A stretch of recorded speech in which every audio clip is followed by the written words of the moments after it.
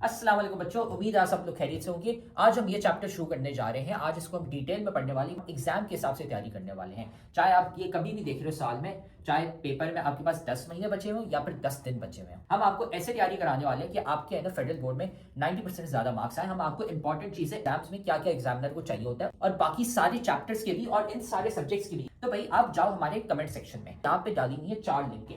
इसमें पूरी किताब की हमने प्लेलिस्ट डाली हुई है, इसको दबा दो, आपको है ना सारे लेक्चर्स मिल जाएंगे इस पूरे के पूरे सब्जेक्ट के। डाले में फ्री के नोट्स, यहाँ पे नोट्स कोई एमी नोट्स नहीं है। ये आप लिंक दबाओगे तो खुलते हैं, आपके पास हमारे 300 बच्चे जो थे जिनके 90% ज्यादा मार्क्स आए थे, उनके हमने नोट्स कंपाइल करके आपके लिए डाले हुए ताकि आप भी है ना अपने एग्जाम की तैयारी कर सको। सारे के सारे नोट्स हमने डाले हुए इन 300 बच्चों के। तो भाई ये देखो यहाँ पे पड़ा हुआ है हमारे सब्सक्राइब का बटन, इसको सब्सक्राइब कर लो, ठीक है। बेल्स भी है ना यहाँ पे दबा दो, लाइक करो वीडियो को और साथ में जाके कमेंट करो अपना वीकेस्ट चैप्टर। भाई कौन सा चैप्टर है जो तुम्हें बहुत मुश्किल लगता है, बहुत वीक लगता है। हम क्या करेंगे, उसका निकालेंगे one shot lecture. One shot lecture एक लंबा सा पूरे चैप्टर का लेक्चर होगा, उसमें हम आपको एग्जाम ओरिएंटेड तैयारी कराने वाले हैं ताकि आपके है ना पेपर में 90% मार्क्स आ सके। तो जाके कमेंट करो कौन सा चैप्टर आपको बहुत मुश्किल लगता है। फिर ये याद रखना कि भाई हमारे लेक्चर्स, हमारे नोट्स, सारे गेस्ट पेपर्स काम के होते हैं। ये 300 बच्चे हैं जिनके ना 90% ज्यादा मार्क्स आए थे। तो सारा मटेरियल कमेंट सेक्शन में सबसे पहला कमेंट है, वहां पे पड़ा हुआ है। और अगर आप भी उन बच्चों की तरह 90% ज्यादा मार्क्स लाना चाहते हैं तो आप भी है ना हमारी बैच ज्वाइन कर सकते हैं, जिसमें हम आपको A to Z सारी तैयारी कराते हैं सारे सब्जेक्ट्स की। है ना हमारी स्पेशल बैच नंबर 1 है, तो हमें इस व्हाट्सएप नंबर पर मैसेज कर लो। ये सारी चीजें हम आपको देते हैं और एग्जाम के हिसाब से तैयारी कराते हैं। अगर आप भी है ना 90% ज्यादा मार्क्स लाना चाहते हैं, अपने माँ बाप का नाम रोशन करना चाहते हैं। तो अब हम ये लेक्चर शुरू करते हैं। इस टॉपिक को आज डिटेल में हम पढ़ने वाले हैं। वेलकम टू फेडरल कमांजन। आज हम करने वाले हैं एक्सरसाइज 1.1। पूरी की पूरी है ना सॉल्व हम डिटेल में करने वाले हैं। सारे सवाल ये जो सामने आपके पास पड़े हुए हैं ना, सारे हम एक एक करके है ना सॉल्व करने वाले हैं। सबसे पहला सवाल जो है हम करने वाले हैं क्वेश्चन नंबर 1। यहाँ पे बोला हुआ है represent each number on the number line. ये नंबर लाइन आपने पढ़ी होगी जब आप छोटे होते होंगे। यहाँ पे मैंने 0 रखा, ठीक है। अब यहाँ से ना अब डिस्टेंस काउंट करो 1, ठीक है, जैसे आपके स्केल में होता है 3, 4, ठीक है। ये नंबर लाइन होती है, ठीक है। अब आपको है कि यार अच्छा मेरे पास let's say for example 3 chocolate हैं, ठीक है। तो आप नंबर लाइन में इधर आओ गए। आपका एक और दोस्त है, उसके पास सिर्फ एक चॉकलेट है तो वो पीछे आ गया। आप उस दोस्त से है ना बहुत आगे हैं, ठीक है। कितने आगे हैं? 2 चॉकलेट्स के बराबर में, ठीक है। यहाँ पे स्माइली फेस आ गया, बस सही है ठीक है। तो ये आ गया आपका नंबर लाइन, ठीक है। ये एक नंबर लाइन है, ठीक है। अच्छा ये यहाँ पे ख़त्म नहीं होती, यहाँ से ना फिर आपका -1 आता है, -2 आता है एंड सो ऑन, ठीक है। अब अच्छा यहाँ पे ना इन्होंने नंबर लाइन बनाई हुई है, ठीक है। अच्छा हाँ, सिर्फ यूनिट लेंथ रहता है। यूनिट लेंथ का मतलब ये है कि आप एक है ना आगे बढ़ रहे हो, ठीक है। That's it. मतलब 4 से 5 जा रहे हो, -1 से -2 जा रहे हो, -2 से -1 जा रहे हो। एक आगे बढ़ रहे हो या एक पीछे पड़ रहे हो, ठीक है। मतलब एक का मतलब है 1, ठीक है। जब आप 1 से चेंज कर रहे हो ना, ठीक है, आइदर आगे या पीछे, जब आप एक पॉइंट आगे जाते हो या पीछे जाते हो उसका मतलब है कि आप, ठीक है, जब आप एक पॉइंट से चेंज करते हो तो उसकी जो डिस्टेंस होती है ना, लेंथ होती है, उसको हम कहते हैं यूनिट लेंथ, ठीक है। सिंपल, इतना कोई मुश्किल नहीं है। इसका मतलब क्या है, हमें यार पहले एक नंबर लाइन बनानी पड़ेगी पहले, जो हमने आपको है ना पिछले लेक्चर में और उससे पिछले वाले लेक्चर में बताई थी यार नंबर लाइन क्या होती है। तो सबसे पहले हम नंबर लाइन बनाते हैं। अच्छा तो ये नंबर लाइन रेडी हो गई, ठीक है। अब इस सवाल को सॉल्व करने के लिए आप आइदर कैलकुलेटर यूज़ कर लें जिससे आपको एग्जैक्ट वैल्यू पता चल जाएगी, या फिर अगर आपकी ना मेंटल मैथ स्ट्रॉन्ग है तो फिर है ना आप डायरेक्टली भी कर सकते हैं, ठीक है। सबसे पहले 3/4 है जो 0.75 आता है 0 और 1 के बीच में। तो ये मैंने यहाँ पे 3/4 मार्क कर दिया। ये 3/4 यहाँ पे आ गया, ठीक है। 3/4 फिर आ गया -1/3, ये -0.333 है, ठीक है। इसको मैंने मार्क कर दिया 0 और -1 के बीच में, -1/3। फिर 4.5, ठीक है, ये 4.5 हो गया, बड़ा आसान है। ये यहाँ पे आ गया 4 और 5 के बिल्कुल बीच में, ठीक है। इसको 4 and 1/2। फिर आ गया -√8, ठीक है। ये हो गया -3 से थोड़ा कम, ठीक है। तो ये आ गया यहाँ पे -√8, ठीक है। फिर √8 वही इसका ऑपोजिट होगा, तो वो 3 से थोड़ा सा पहले आएगा।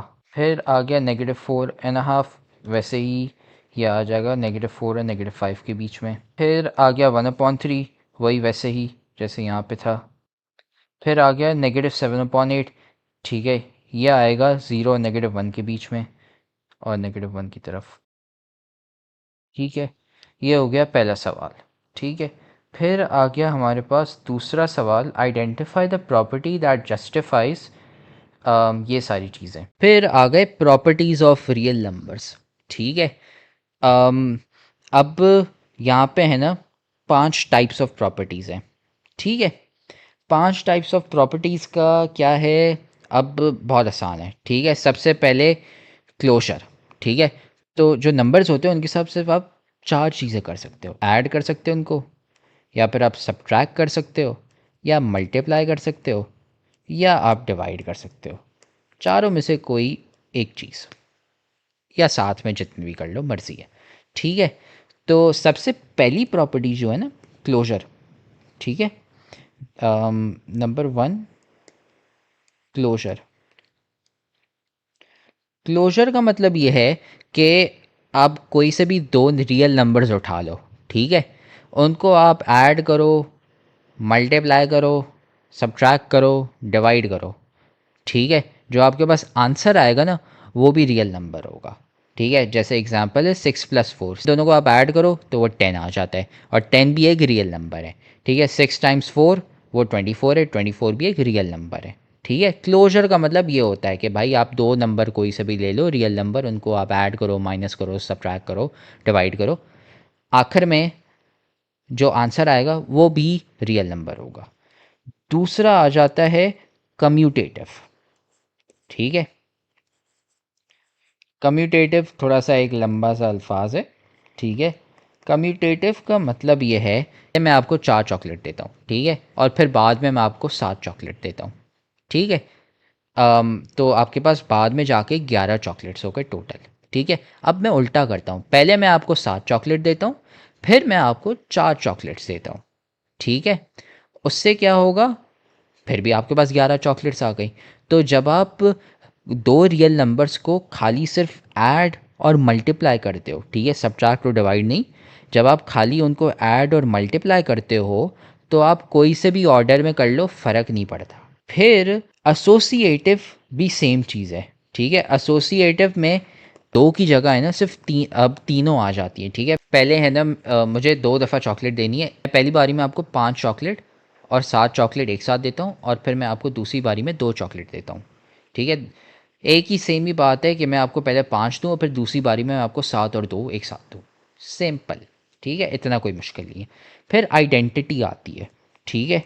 आइडेंटिटी का मतलब ये है, अगर एक कोई नंबर है उसमें मैं ज़ीरो ऐड कर दूं या ज़ीरो सब्ट्रैक्ट कर दूं, वो नंबर सेम रहेगा, ठीक है। और फिर उसके बाद एक नंबर है, जैसे उसको मैं मल्टीप्लाई बाय 1 कर लूँ, ठीक है, वो सेम ही रहेगा। डिवाइड, हाँ, मैं मल्टीप्लाई बाय 1 कर लूँ या डिवाइड बाय 1 कर लूँ, सेम रहेगा, ठीक है। जैसे 6 हो गया, उसमें मैं ज़ीरो डाल दूँ वो स्टिल 6 रहेगा, उसको मैं मल्टीप्लाई बाय 1 या डिवाइड बाय 1 कर लूँ वो फिर भी 6 रहेगा। ये आइडेंटिटी होती है, ठीक है। फिर आ गया आपका इन्वर्स, ठीक है। इन्वर्स का मतलब उल्टा, ठीक है।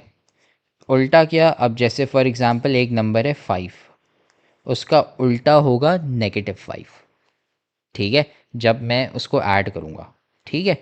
जब एडिशन और एडिशन की बात आती है, लेट्स से कोई नंबर ले लिया 5, ठीक है, उसका उल्टा होगा -5, जब उन दोनों को मैं ऐड करूँगा तो वो ज़ीरो हो जाएगा। जैसे 14 है, 14 का उल्टा -14 है, दोनों को मैंने ऐड किया तो ज़ीरो आएगा, ठीक है। और जब मैं मल्टीप्लाई और डिवाइड कर रहा हूँ तो मैंने 5 लिया और उसको मैंने मल्टीप्लाई बाय 1/5 कर लिया, बेसिकली मैंने 5 को डिवाइड बाय 5 कर लिया, सेम बात हो गई, ठीक है। तो वो 1 देगा, ठीक है। This is inverse, simple is that, ठीक है। उसका उल्टा ले लिया, मल्टीप्लाई है तो उसका डिवाइड कर लिया हमने, सेम नंबर से 1 आ गया। ये 5 प्रॉपर्टीज़ हैं, closure, commutative, associative, identity and inverse, ठीक है। आसान है, इतना कोई मसला नहीं है।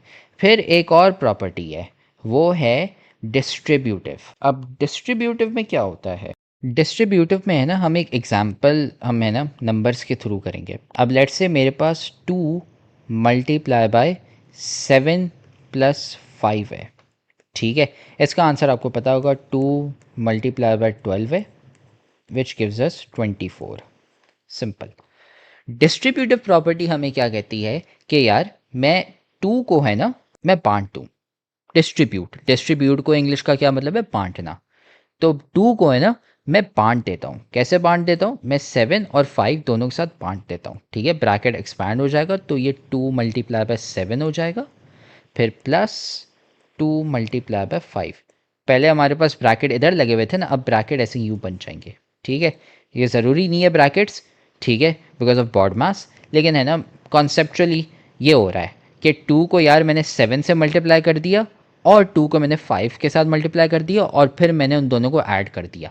पहले मैं क्या कर रहा था, पहले मैं इन दोनों को ऐड कर रहा था, ये जो आपके जो 2 नंबर थे इनको मैं पहले ऐड कर रहा था, फिर मैं इसको 2 के साथ मल्टीप्लाई कर रहा था।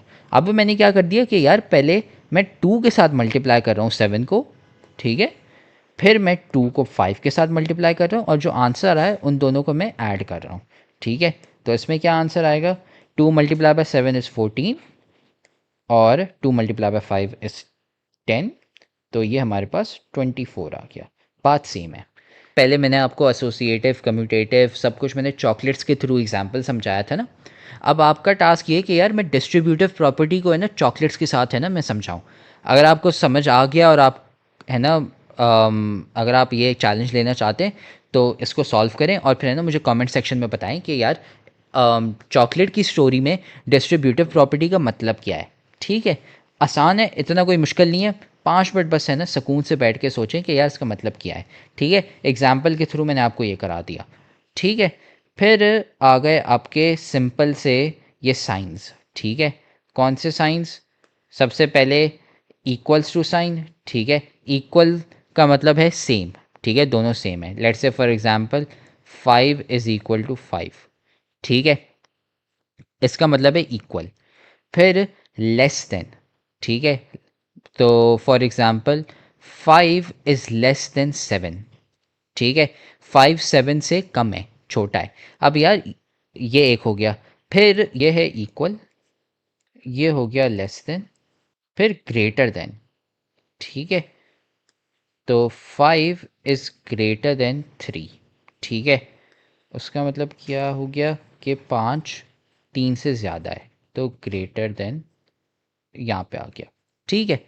अब यार लेसर देन और ग्रेटर देन कैसे याद रखें, तो हमेशा ये जो ट्रायंगल है ना, आधा कंप्लीट ट्रायंगल, इसको आप समझ लें कि यार ये है ना क्रोकोडाइल है, ये दांत हो गए। हमेशा ये याद रखें कि यार ये क्रोकोडाइल है और ये हमेशा है ना वो ज़्यादा होता है, लालची होता है, तो वो हमेशा उस तरफ मूव करेगा जिस तरफ है ना सबसे बड़ा नंबर होगा, ठीक है। अब 5 और 7 में से सबसे बड़ा नंबर कौन सा है, 7, तो ये जो क्रोकोडाइल है वो 7 की तरफ अपना मूव करेगा और 7 को खाएगा। उसको है कि यार मैं लालची हूँ, मैं ज़्यादा खाऊंगा, ठीक है। और 5 और 3 में 5 बड़ा है तो वो हमेशा उस तरफ पॉइंट करेगा। तो इससे हमेशा क्रोकोडाइल जो है ना वो है ना बड़ी क्वांटिटी के पास है ना, जो सबसे बड़ा नंबर है वो उसकी तरफ है ना शक्ल अपनी बनाएगा, ठीक है। फिर आ गया आपका ये इसको है ना, ये जो मैंने पूरा यहाँ पे समझाया है इससे हम कहते हैं ट्राइकोटोमी प्रॉपर्टी, ठीक है। अजीब सा फैंसी नाम है, इतना कोई नहीं है, ठीक है। ये है, ठीक है। ऑल्सो ये जो चीज़ है ना, क्योंकि ये इक्वल है, ये वाला जो पार्ट है इससे हम कहते हैं इक्वल, ये इक्वालिटी है, ठीक है। तो इसका एक और फैंसी नाम है इक्वालिटी। और ये वाला जो पार्ट है ना ये इक्वल नहीं है तो इसे हम कहते हैं इनइक्वालिटी। जैसे नॉर्मल का ऑपोजिट हो गया एब नॉर्मल, रैशनल का ऑपोजिट हो गया इरैशनल, वैसे इक्वालिटी का ऑपोजिट हो गया इनइक्वालिटी, ठीक है, उसका उल्टा, बस सिंपल, ठीक है। अब इसमें हमें प्रॉपर्टी के नाम लिखने हैं, ठीक है। सबसे पहले तो आप है ना एक लिस्ट बना लें प्रॉपर्टी की, ठीक है, बहुत आसान है। हमारे पास कौन सी प्रॉपर्टीज़ हैं, ये वाली प्रॉपर्टीज़ हैं। अच्छा, अब इस सवाल के लिए, दूसरे सवाल के लिए हम ये वाला है ना यूज़ करने वाले हैं टेबल, ठीक है। तो सबसे पहला वाला जो है, ठीक है, उसमें सिर्फ 1 से मल्टीप्लाई हो रहा है, ये आइडेंटिटी है, ठीक है, ये पहला वाला हो गया। फिर उसके बाद मैं है ना बस ये कर रहा हूँ कि ये सवाल है, ये 1 ये 2 3 4 5 6 इनके है ना मैं यहाँ पे जवाब लिखते जाऊँगा, ठीक है। फिर दूसरा वाला है, ठीक है, इसमें मल्टीप्लिकेशन खाली हो रही है, ये क्लोजर है, ठीक है। फिर उसके बाद तीसरा वाला सवाल है, उसमें ना उल्टे किए गए हैं, ठीक है, तो ये कम्यूटेटिव हो गया। अच्छा, अब चौथा सवाल जो है उसमें दो जुड़वे हैं, ठीक है, तो ये आपका इन्वर्स हो गया, ठीक है। फिर पांचवा सवाल है, उसमें तीन वेरिएबल है वापसी, ठीक है, तो ये हो गया आपका एसोसिएटिव। फिर छठा सवाल है, उसमें मल्टीप्लिकेशन हुई है वापसी, ठीक है, तो ये आपका क्लोजर हो गया। तो ये आपके आंसर हो गए, ठीक है। ये पहला सवाल है, ठीक है, इसका जवाब आइडेंटिटी है, यहाँ पे मैंने 1 लिखा है। दूसरा सवाल है, ठीक है, ये वाला उसका मैंने आंसर यहाँ पे क्लोजर है, यहाँ पे मैंने 2 लिखा है। वैसे ही तीसरा सवाल है यहाँ पे, ठीक है, उसका आंसर मैंने यहाँ पे कम्यूटेटिव तीसरा है, और ऐसे करके पूरे 6 हो गए, ठीक है। फिर आ गया तीसरा सवाल, इस पर कह रहा है represent the following number on a number line, तो हमें वापसी एक नंबर लाइन बनानी है। अब ये आ गई आपकी नंबर लाइन, ठीक है। पहला सवाल है x 0 से कम है, ठीक है, तो ये मैंने यहाँ पे 0 पे लाइन बनाई, ठीक है, इसको सर्कल नहीं करेंगे, और ये ऐसे यूँ चली गई यहाँ पे, ठीक है। ये पहले सवाल का आंसर है, ठीक है। फिर दूसरा सवाल है -3 और 3 के बीच में, तो हम -3 पे गए और यहाँ पे एक सर्कल बनाया, 3 पे गए और यहाँ पे एक सर्कल बनाया, ठीक है। -3 और 3 पे सर्कल बना लिया। अब इनको कलर नहीं करेंगे, ठीक है, तो यहाँ पे ये एरो बन गया, ठीक है। ये हो गया आपका दूसरे सवाल का जवाब। अब तीसरा सवाल -8 से है ना ज़्यादा होना चाहिए, ठीक है। तो अब यहाँ पे हम गए, यहाँ पे हमने एक लाइन बना दी, ठीक है, सर्कल बना दिया। अब इस सर्कल को हम कलर करेंगे क्योंकि वहाँ पे ये lesser than greater than equal है, ठीक है, नीचे वहाँ पे लाइन लगी हुई है, तो इसको सर्कल कर लिया और ऐसे यूँ यहाँ पे ये एरो बना दिया, ठीक है। ये हो गया आपका तीसरा सवाल। फिर चौथा सवाल वो है ना पहले सवाल की तरह बिल्कुल उल्टा है, ठीक है। पहले लेफ़्ट की तरफ एरो जा रहा था, अब इसमें है ना राइट की तरफ एरो जाएगा, और ये कलर नहीं होगा, ठीक है। फिर आ गया एक्स, पांचवा सवाल, ठीक है, पांचवा पार्ट जिसमें एक्स है ना -3 से कम है, तो -3 पे हम गए, ठीक है, और यहाँ पे हमने सर्कल बनाया, ठीक है, तो बड़ा है। फिर इसको है ना लेफ़्ट की तरफ हमने एरो बना दिया, ठीक है। ये पांचवा पार्ट हो गया। अब आखिरी पार्ट जो है, ठीक है, -4 और 4 के बीच में रखना है, ठीक है, तो -4 पे गए, यहाँ पे एक सर्कल बनाया हमने, ठीक है। फिर हम 4 पे गए और यहाँ पे एक सर्कल बनाया, ठीक है। अब 4 वाले को हम कलर करेंगे क्योंकि वहाँ पे नीचे लाइन लगी हुई है साइन के, ठीक है, लेसर देन इक्वल टू है, और ये हमने यहाँ पे एक ऐसी लाइन बना दी और इस साइड पे ऐसी लाइन बना दी। यह हो गया आपका पूरा क्वेश्चन नंबर 3, ठीक है। फिर आ गया चौथा सवाल, identify the properties of equality and equality of real numbers that justifies the statement, ठीक है। अब properties of equality of real number, ठीक है, ये वही हो गई रिफ्लेक्सिव, सिमेट्रिक, ट्रांजिटिव और एडिटिव, ठीक है। ये बस नए नाम है जो मैंने आपको पहले बताए थे ना, ऑलमोस्ट उसी के ही सेम है, ठीक है। सबसे पहले आ गए आपके reflexive, A is equal to A, ठीक है, 5 is equal to 5, 3 is to 3, ठीक है, ऐसा नहीं हो सकता 3 इज़ इक्वल टू 4, ऐसा कभी नहीं हो सकता। फिर आ गया सिमेट्रिक, ठीक है, if A is equal to B then B is equal to A, ठीक है। तो इसका मतलब ये है कि 2 इज़ इक्वल टू 2, तो 2 इज़ इक्वल टू 2, 2 को है ना जगह बदल दी, कोई ना है ना कोई रॉकेट साइंस नहीं है, सिंपल, ठीक है। फिर ट्रांजिटिव का मतलब है कि A is equal to B और B is equal to C, तो मतलब ए भी सी के बराबर होगा। इसका मतलब क्या हो गया कि let's say for example 3 is equal to 2 plus 1, ठीक है, and 2 plus 1 is equal to 1 plus 2, तो इसका मतलब ये कि 3 is equal to 1 plus 2, simple is that, ठीक है। मतलब यहाँ पे मैं लिख लेता हूँ, आसान है, इतना कोई मुश्किल नहीं है। ए इज़ इक्वल, जब ए और बी बराबर है और बी और सी भी बराबर है तो ए और सी भी बराबर होंगे, ठीक है। 3 is equal to 1 plus 2 which is equal to 2 plus 1, तो इसका मतलब ये है कि 3 इज़ इक्वल टू 2 प्लस 1, ठीक है। मतलब ये इक्वल इक्वल यहाँ पे मतलब समझे, मैंने ये हटा दिया और डायरेक्टली मैंने इन दोनों को इक्वेट कर दिया सिंपली, ठीक है। ये ट्रांसिटिव हो गई। अब एडिटिव, एडिटिव का मतलब ये कि a is equal to B, अगर दो क्वांटिटी सेम है तो a plus C is equal to B plus C, ठीक है। इसका मतलब क्या है कि यार देखें, मैंने आपको 5 चॉकलेट दी हैं, ठीक है, अब एक को मैं a दे रहा हूँ दो लोग हैं, ठीक है, दो लोगों को लेते हैं इस दफ़ा। एक को मैंने 5 चॉकलेट दिए और दूसरे को भी मैंने 5 चॉकलेट दिए, ठीक है। अब दोनों को है ना मैंने दोनों को है ना दो दो चॉकलेट्स है ना एक और दे दी, तो वो 5+2 और 5+2, जिसमें ए और बी 5 हो गए और सी 2 हो गए। सिंपल है, इतना कोई मुश्किल नहीं है। एडिटिव ये हो गया, ठीक है। ठीक है, फिर आ गया मल्टीप्लिकेटिव, ठीक है, जो एडिटिव था वही मल्टीप्लिकेटिव के ए इज़ इक्वल पी, तो A multiply by C is equal to P multiply by C, और आप उनको उल्टा कर लो, सी ए एंड सी बी, ठीक है। बस इसमें एक रिस्ट्रिक्शन ये है कि सी ज़ीरो के बराबर नहीं होना चाहिए। अगर हमने ज़ीरो कर दिया तो सारे तो ज़ीरो हो गए, zero is equal to zero. तो उसमें ये हो सकता है कि आप किसी भी नंबर को ज़ीरो से मल्टीप्लाई कर दें तो वो ज़ीरो ही आएगा, इसलिए ना फिर वो लूप होल्स होते हैं। तो अब cancellation with respect to addition, ठीक है, उसमें यह है कि यार मेरे आप लोगों ने पढ़ा होगा अलजबरा में x+2 is equal to y+2। यार दोनों साइड पे +2 है, इसमें भी मैं 2 ऐड कर रहा हूँ, इसमें भी मैं 2 ऐड कर रहा हूँ। मैं 2 है ना इधर से है ना मैं हटा सकता हूँ, ठीक है। ये हट गया 2 यहाँ से, तो मेरे पास आखिर में जो बचा वो बचा x is equal to Y, ठीक है। वही यहाँ पे लिखा हुआ है, ठीक है, मतलब 5 इज़ इक्वल टू 5, ये लिखा होता है 5+2 is equal to 5+2। Simple as that, ठीक है, आसान है। फिर मल्टीप्लिकेशन में भी वही सेम है, ठीक है, ये भी आप है ना यहाँ से पढ़ सकते हैं। और ये है ना आप खुद लिखें 5 × 2 या 2x और 2y ऐसे करके है ना ये कैसे लिखा जाएगा, ये आप लिखें और फिर है ना कमेंट में भी है ना डाल दें कि ये कैसे होगा। सिंपल है, इतना कोई मुश्किल नहीं है, ठीक है। फिर अब जो सारी चीज़ें हमने बताई, जो बात की थी ना, वो अब इनइक्वालिटी में भी यहाँ पे आ गई, ठीक है। ऑलमोस्ट सेम रूल्स हैं, ठीक है, बस मैं आपको एक रूल है ना एक्स्ट्रा बता देता हूँ। ये पूरी है ना लंबी यहाँ पे की हुई है, एक ही बात है जो हमने इक्वालिटी के पढ़े थे ना वही इनइक्वालिटी में होंगे, बस एक चीज़ है ना अलग होगी। वो क्या होगी, let's say for example 5 is greater then 3, 5 is greater then 3। जब मैं इस चीज़ को मल्टीप्लाई और फिर मैं जब -5 लेता हूँ और -3 लेता हूँ, मैंने ये कर दिया, मैंने इसको मल्टीप्लाई बाय -1 कर दिया, ठीक है, और इसको भी मैंने मल्टीप्लाई बाय -1 कर दिया। एक सेकंड, मैं इसको यहाँ से हटा के इधर डाल देता हूँ। इनको मैंने मल्टीप्लाई बाय -1 कर दिया।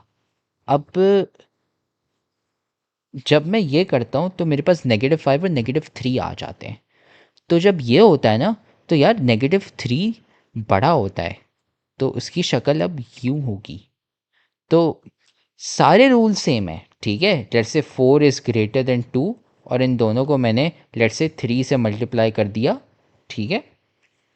तो हमने जो पहले प्रॉपर्टी पढ़ी थी ना ट्रांजिटिव सॉरी मल्टीप्लिकेटिव वाली, वही सेम चीज़ है, ठीक है। एडिटिव में भी सेम है, ठीक है। बस रूल कहाँ चेंज हो जाता है, जब हम मल्टीप्लाई बाय -1 कर रहे हों, उसमें क्या हो जाता है, इक्वालिटी जो साइन है ना, ये वाली जो साइन, ठीक है, ये वाली साइंस है ना ये उल्टी हो जाती हैं जब हम सिर्फ -1 से मल्टीप्लाई कर रहे हैं, ठीक है, -1 से। अगर हम -1 ऐड कर रहे हैं तो सेम रहेगी, लेकिन अगर हम मल्टीप्लाई कर रहे हैं ना, जैसे 5 और 5 इज़ ग्रेटर देन 3 से हम -5 और -3 पे जा रहे हैं, तो ग्रेटर देन लेसर देन में हो जाएगा, उल्टा हो जाएगा। क्यों, वो आपको मैंने यहाँ पे एग्जांपल देके दिखा दिया कि यार 5 3 से बड़ा होता है, लेकिन -3 -5 से बड़ा होता है, ठीक है। That's it. बाकी ये जो यहाँ पे लिखा हुआ है ना वही सेम चीज़ है, कुछ ज़्यादा ही ब्राइट है। तो 3 इज़ लेसर देन 5, इसको मैं मल्टीप्लाई बाय -1 करूँगा तो -3 इज़ ग्रेटर देन -5, ठीक है। इन दोनों केसेस में आप देख रहे हैं यहाँ पे नंबर्स जो है ना ये सॉरी जो साइंस है ना इनइक्वालिटी ये उल्टी हो रही है जब आप -1 से मल्टीप्लाई करोगे। अब इस दफ़ा ये प्रॉपर्टीज़ यूज़ होंगी, ठीक है, जो इक्वालिटी और इनइक्वालिटी वाली, ठीक है। अच्छा, अब पहला सवाल है, ठीक है, दोनों सेम है, ठीक है, तो इसका आंसर हो जाएगा रिफ्लेक्सिव, ठीक है। यहाँ पे मैंने 1 लिख लिया रिफ्लेक्सिव के साथ, ठीक है। फिर दूसरा सवाल है, ठीक है, x+2 is equal to Y and Y is equal to 2x-3, तो x+2 is equal to 2x-3, Y दोनों में सेम है, a इज़ इक्वल टू सी है, तो उसकी वजह से आंसर इसका ट्रांजिटिव है, तो ये 2 इसका जवाब है, ठीक है।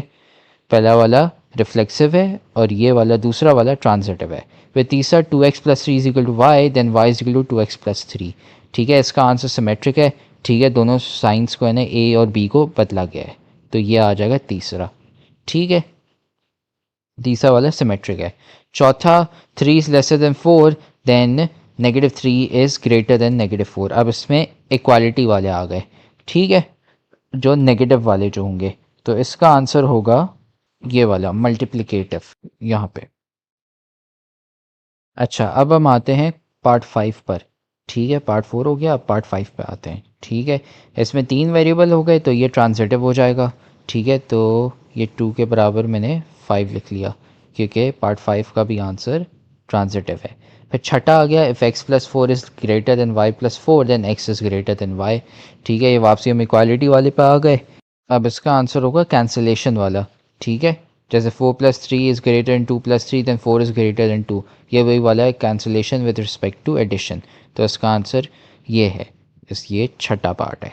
ठीक है, फिर सातवां 2 is lesser than 5 and 5 is lesser than 9 then 2 is lesser than 9। ठीक है, ये वही आपका ट्रांजिटिव आ गया, बट ये है इक्वालिटी वाले में, तो इसका आंसर 7 हो गया ये ट्रांजिटिव। फिर ये आ गया -18 is lesser than equal to -16 then 9 is greater than 8। ठीक है, इसमें सिंप्लीफिकेशन भी की गई है और साथ में -1 से भी मल्टीप्लाई किया गया है। ठीक है, तो इसका आंसर होगा 16। ठीक है, जिसमें c लेसर देन 0 है, तो ये हो गया आपका 8। ठीक है, तो ये आपके आंसर्स हो गए यहाँ पे जो मैंने लिखे हैं। तो अब इससे आपकी है ना पूरी एक्सरसाइज 1.1 कंप्लीट हो जाती है। ठीक है, अभी तक बहुत ही आसान है, लगा होगा आपको, कोई मुश्किल चैप्टर नहीं है, टेंशन ना लें। ठीक है, अगर आपको कुछ समझ नहीं आया तो आप वीडियो वापसी देख लें, या फिर आप हमें ना कमेंट पे मैसेज कर लें, आप है ना व्हाट्सएप पे मैसेज कर लें। ठीक है, तो होपफुली आपको ये समझ आया होगा, और तब तक के लिए आप देखते रहे फेडरल का मार्जिन, एंड गुड लक।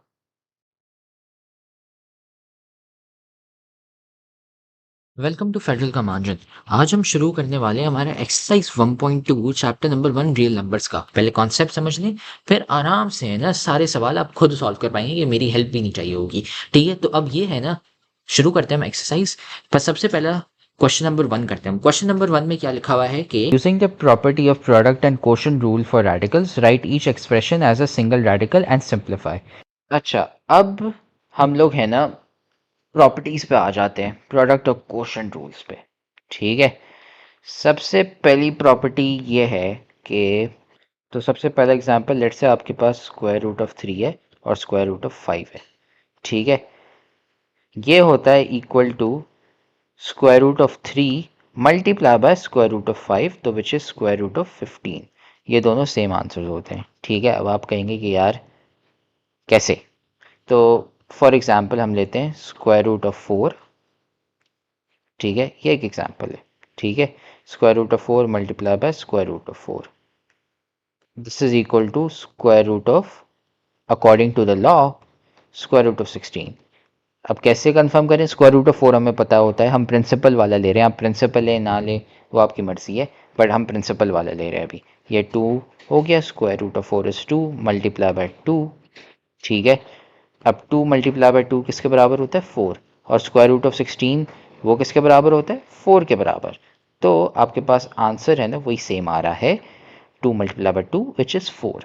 ठीक है, तो इससे हमारी जो पहली प्रॉपर्टी यहाँ पे बनी हुई है ना, अच्छा ये खाली स्क्वायर रूट्स के साथ, ये तो मैंने यहाँ पे 2 होगा। ठीक है, ये तो स्क्वायर रूट है, आप 3 4 5 कोई सा भी नंबर यहाँ पे लगा दें अपनी मर्जी का, बात सेम ही रहेगी। ठीक है, तो अब इसको है ना कैसे लिखते हैं, अब इसको है ना एक जनरल फॉर्म में लिखते हैं कि यार, मैथमेटिशियन से बोला कि यार इसको हम एक ऐसे फॉर्म में लिखते हैं कि हम इसको जनरलाइज कर सकें कि ये सारे एग्जाम्पल्स में आ जाए। तो इसको लिखेंगे रूट टू दी एन। ठीक है, फिर A multiply by root N और B, this is equal to root N to the A B, ये इसके बराबर होता है। ठीक है, ये एक जनरल फॉर्म लिख लिया जो यहाँ पे लिखा हुआ है। ठीक है, यहाँ पे भी एग्जाम्पल्स दी हुई है। अब यही सेम चीज़ है ना एक और फॉर्म है। ठीक है, क्योंकि मल्टीप्लिकेशन है तो डिवीजन में भी सेम आएगा। ठीक है, वो क्या है, स्क्वायर रूट ऑफ ए, ठीक है, and square root of B to the N, ठीक है, अगर दोनों सिर्फ सेम के हों, ठीक है, अगर सेम नहीं हुए, ठीक है, तो ये लॉ नहीं लगेगा यहाँ पे। इसका मतलब ये है कि जैसे मल्टीप्लिकेशन का था ना, वैसे ही डिवीजन का सेम होगा। ये हमने एक बड़ा सा रूट बना दिया और ए डिवाइड बाय बी कर लिया, ठीक है। अब इसमें आप है ना एग्जाम्पल डाल के देख लो, ठीक है। यहाँ पे मैंने लेट से फॉर एग्जाम्पल 9 डाल दिया और यहाँ पे मैंने फॉर एग्जाम्पल 4 डाल दिया और n मैंने 2 ले लिया, तो ये 3 हो गया और ये 2 हो गया, ठीक है। 9/4 इसको आप पूरा करोगे तो ये 3/2 ही आएगा। 1.5 स्क्वायर इज 2.25 विच इज़ 9/4। बात सेम हो गई, ठीक है। जो लॉ मल्टीप्लिकेशन में वही लॉ डिविजन में भी लगेगा, ठीक है। ये पहला पार्ट है और यहाँ पे थोड़े से एग्जांपल्स दिए हुए हैं, ठीक है। 2a टाइम्स 7b, ठीक है। 2a और 7b को मल्टीप्लाई करेंगे तो 14ab आ जाएगा हमारे पास, और वो क्योंकि 2 है स्क्वायर रूट है तो सेम है। यहाँ पे भी 4 सेम है तो 1/x मल्टीप्लाई बाय 2/y, तो हमारे पास 2x/y आ जाएगा। फिर यहाँ पे 3 और 2, अब ये देख रहे हैं ना, इसमें 3 है और इसमें स्क्वायर रूट ऑफ 2 है, मतलब यहाँ पे 2 होगा। तो अब ये दोनों तो अलग हैं, तो इसकी वजह से इसका कोई आंसर नहीं होगा, ठीक है। अच्छा, ये मैंने सारे रूल्स यहाँ पे लगा दिए आपके, ठीक है। प्रोडक्ट रूल ये है आपका a⁴m times a⁴n is equal to a⁴m plus n, और क्वेश्चन रूल है a⁴m divide by a⁴n is equal to a⁴m minus n, ठीक है। तो अब है ना इससे सवाल सॉल्व करते हैं। सबसे पहला वाला क्या है कि square root of cube root of 6 multiply by cube root of 6, ठीक है। तो पहला सवाल सॉल्व करते हैं। 1, तो क्यूब रूट ऑफ 6 ये हो गया 6⁻³ मल्टीप्लाई बाय 6⁻³ इस पे अब लगेगा आपका प्रोडक्ट रूल, ठीक है। तो ये बन जाएगा 6⁻³ प्लस 1/3, ठीक है, जिसमें आपका बेस 6 है, m आपका a जो है वो 6 है, m आपका 1/3 है, n आपका 1/3 है। इन दोनों को ऐड करके आंसर आ जाएगा 6⁻²/3। फिर दूसरा पार्ट, ठीक है, इसमें वापसी हमने कन्वर्जन कर ली, ठीक है। a आपका इसमें सबसे पहले इसको है ना सिंप्लीफाई करते हैं, ठीक है। तो ये 4⁻1/5 हो गया मल्टीप्लाई बाय 8⁻1/5, ठीक है। इसको हम ज़्यादा सिंप्लीफाई करेंगे, ठीक है। तो ये सबसे पहले 2 बन जाएगा, 2 स्क्वायर 4⁻1/5 आपका बन जाएगा 2⁻2/5, ठीक है, मल्टीप्लाई बाय 8 आपका बन जाएगा 2⁻3/5, ठीक है। अब इसमें आपका जो प्रोडक्ट रूल है, a आपका 2 है, m आपका 2/5 है और n आपका 3/5 है, ठीक है। तो अब इससे आप एडिशन कर लेंगे, ठीक है, और इससे हो जाएगा आपका 2⁻5 प्लस 3/5, तो इससे आ जाएगा आपका 2⁻5/5 जो 1 हो गया, तो आप खाली 2 भी लिख सकते हैं। फिर आते हैं हम पार्ट 3 पे, ठीक है। पार्ट 3 को सबसे पहले हम सिंप्लीफाई करेंगे, ठीक है। तो इसको x⁴ लिख लिया हमने मल्टीप्लाई बाय x⁴, ठीक है। इसमें आपका a जो वापसी प्रोडक्ट रूल था, a आपका x है, m आपका 1/4 है और n आपका 3/4 है, तो आप ऐड कर लोगे, ये 4/4 बन जाएगा जो वापसी x⁴ तो x हो गया, ठीक है। फिर आ गया आपका पार्ट 4, 10 स्क्वायर रूट है, ठीक है। तो ये 10⁻½ मल्टीप्लाई बाय 11⁻1/3, ठीक है, ये हो गया। अब ये ज़्यादा सिंप्लीफाई हो नहीं सकता, क्यों नहीं हो सकता? क्योंकि 10 आपका 2 टाइम्स 5 है और 11 आपका प्राइम नंबर है, ठीक है। उसकी वजह से ये ऐसे ही होगा, तो इसका जो आंसर होगा ना, आपको रेडिकल के फॉर्म में देना है, ठीक है। तो इसका बस आंसर है ना, ऐसे हो जाएगा स्क्वायर रूट ऑफ 10, ठीक है, multiply by cube root of 11, ठीक है। अच्छा हाँ, यहाँ पे ये 6⁻2/3 है ना, इसको आपको उसके फॉर्म में देना है, रेडिकल के फॉर्म में, ठीक है। तो इसका आंसर ये हो जाएगा, पहले का 6 स्क्वायर क्यूब रूट, दूसरे का खाली 2, ठीक है, क्योंकि 2⁻1 है, तीसरे का x है खाली, और चौथे का है क्यूब रूट 11, ठीक है, टाइम्स स्क्वायर रूट 10। ये हो गया चौथे पार्ट का जवाब। पांचवें पार्ट में सबसे पहले सिंप्लीफाई करते हैं, ठीक है। तो ये x⁴ 7/4 है, ठीक है, divided by x to the 5/4, ठीक है। अब इसमें सब्ट्रैक्शन हो जाएगी क्योंकि ये डिवाइड हो रहे हैं, ठीक है, ये आपका क्वोशंट रूल लग गया यहाँ पे। तो x to the 7/4 minus x to the 5/4, इसको आप सब्ट्रैक्ट करेंगे तो ये बचेगा 2/4, जो ये बन जाएगा x टू द 1/2, ठीक है।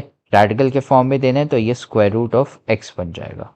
फिर आ गया छठा आंसर, पार्ट 6, ठीक है। सबसे पहले इसको सिंप्लीफाई कर लिया तो 5000 टू द 1/3, ठीक है, डिवाइड बाय 5 टू द 1/3, ठीक है। सबसे पहले आप इसको है ना कॉमन आउट निकाल लो तो ये 5000/5 टू द 1/3 हो जाएगा, ठीक है। 5000 डिवाइड बाय 5 आप कर लो तो ये 1000 हो जाएगा, ठीक है। तो ये 1000 टू द 1/3 हो गया, ठीक है, जो है क्यूब रूट ऑफ 1000, ठीक है। तो आंसर आपका इसका है क्यूब रूट ऑफ 1000। फिर सातवां सवाल, ठीक है, इस पे आते हैं। इसमें भी वही सेम चीज़ होगी, ठीक है। वापसी 500 डिवाइड बाय 5 हो जाएगा, ठीक है। उसके चक्कर में ये स्क्वायर रूट ऑफ 100 हो जाएगा, ठीक है। तो इसका आंसर डायरेक्टली है ना हम लिख लेते हैं, ठीक है, 500/5 टू द हाफ, ठीक है, 500/5 टू द हाफ, ठीक है। आपने 500 डिवाइड बाय 5 कर लिया तो इससे आ जाएगा आपका 100, ठीक है, और टू द पावर हाफ जो है square root of 100। Square root of 100 ज़्यादा सिंप्लीफाई हो सकता है, ठीक है, लेकिन सिंगल रेडिकल के फॉर्म में देना है, ठीक है। तो आपकी मर्ज़ी है, आप इसको ज़्यादा सिंप्लीफाई कर लें तो ये 10 बन जाएगा, ठीक है। और साथ में जो क्यूब रूट ऑफ 1000 है ना, इसको भी आप ज़्यादा सिंप्लीफाई करके 10 लिख सकते हैं, ठीक है। आपकी मर्ज़ी है, आप आइदर रेडिकल के फॉर्म में दें या फिर है ना इसको सिंपल फॉर्म में ऐसे ही दे दें, आपकी मर्ज़ी है, ठीक है। फिर आठवां सवाल, अब इसमें सबसे पहले सिंप्लीफाई करके ये 10 to the power half multiply by to the power 1/3, इसको आप ज़्यादा सिंप्लीफाई कर ही नहीं सकते, तो इसका जो आंसर होगा ना ये ही होगा, ठीक है। जैसे सवाल दिया हुआ है ना वैसे ही आपका जवाब होगा, क्योंकि ये ज़्यादा सिंप्लीफाई हो नहीं सकता। मैं जवाब की है ना लिस्ट बनाता हूँ अब। तो आपका जो क्वेश्चन नंबर 1 है उसके ये सारे जवाब हैं, ठीक है। पार्ट 1, पार्ट 2, पार्ट 3, पार्ट 4, 5, 6, 7, 8, ये मैंने जवाब यहाँ पे खाली लिख लिए उन 8 पार्ट्स के, ठीक है। आप भी है ना चेक कर लें अगर आपने सही किए हैं या नहीं, ठीक है। और अब हम जाते हैं क्वेश्चन नंबर 2 पे, ठीक है, जहाँ पे ये कह रहा है write each exponential expression as an equivalent radical expression and simplify if possible. फिर आ गया रैशनल एक्सपोनेंट्स, ठीक है। अगर पहले मैंने आपको बताया कि यार क्या बताया था मैंने कि मैंने ये लिखा था बुक में, ये लिखा हुआ था 35 टू द 3, ठीक है। अब मैथमेटिशियंस है ना और सुस्त इंसान है, ठीक है, उन्होंने बोला यार ये इतनी कौन लंबी सी 2-3 लाइनें बनाए फिर 3 लिखे वहाँ पे। उन्होंने बोला यार इसको है ना हम आसानी से लिखते हैं 35 टू द पावर ऑफ 1/3, बस ये होता है। ये एक और डेफिनेशन हो गई आपके पास, ठीक है। अब इसमें एग्जांपल दी हुई है cube root of 8, let's say मैं cube root of let's say मैं टू द 5 करता हूँ तो इसका मतलब ये है 8 टू द 1/5, ठीक है। 8 टू द पावर 1/5, बेस आपका 8 है, एक्सपोनेंट आपका 1/5 है, ठीक है।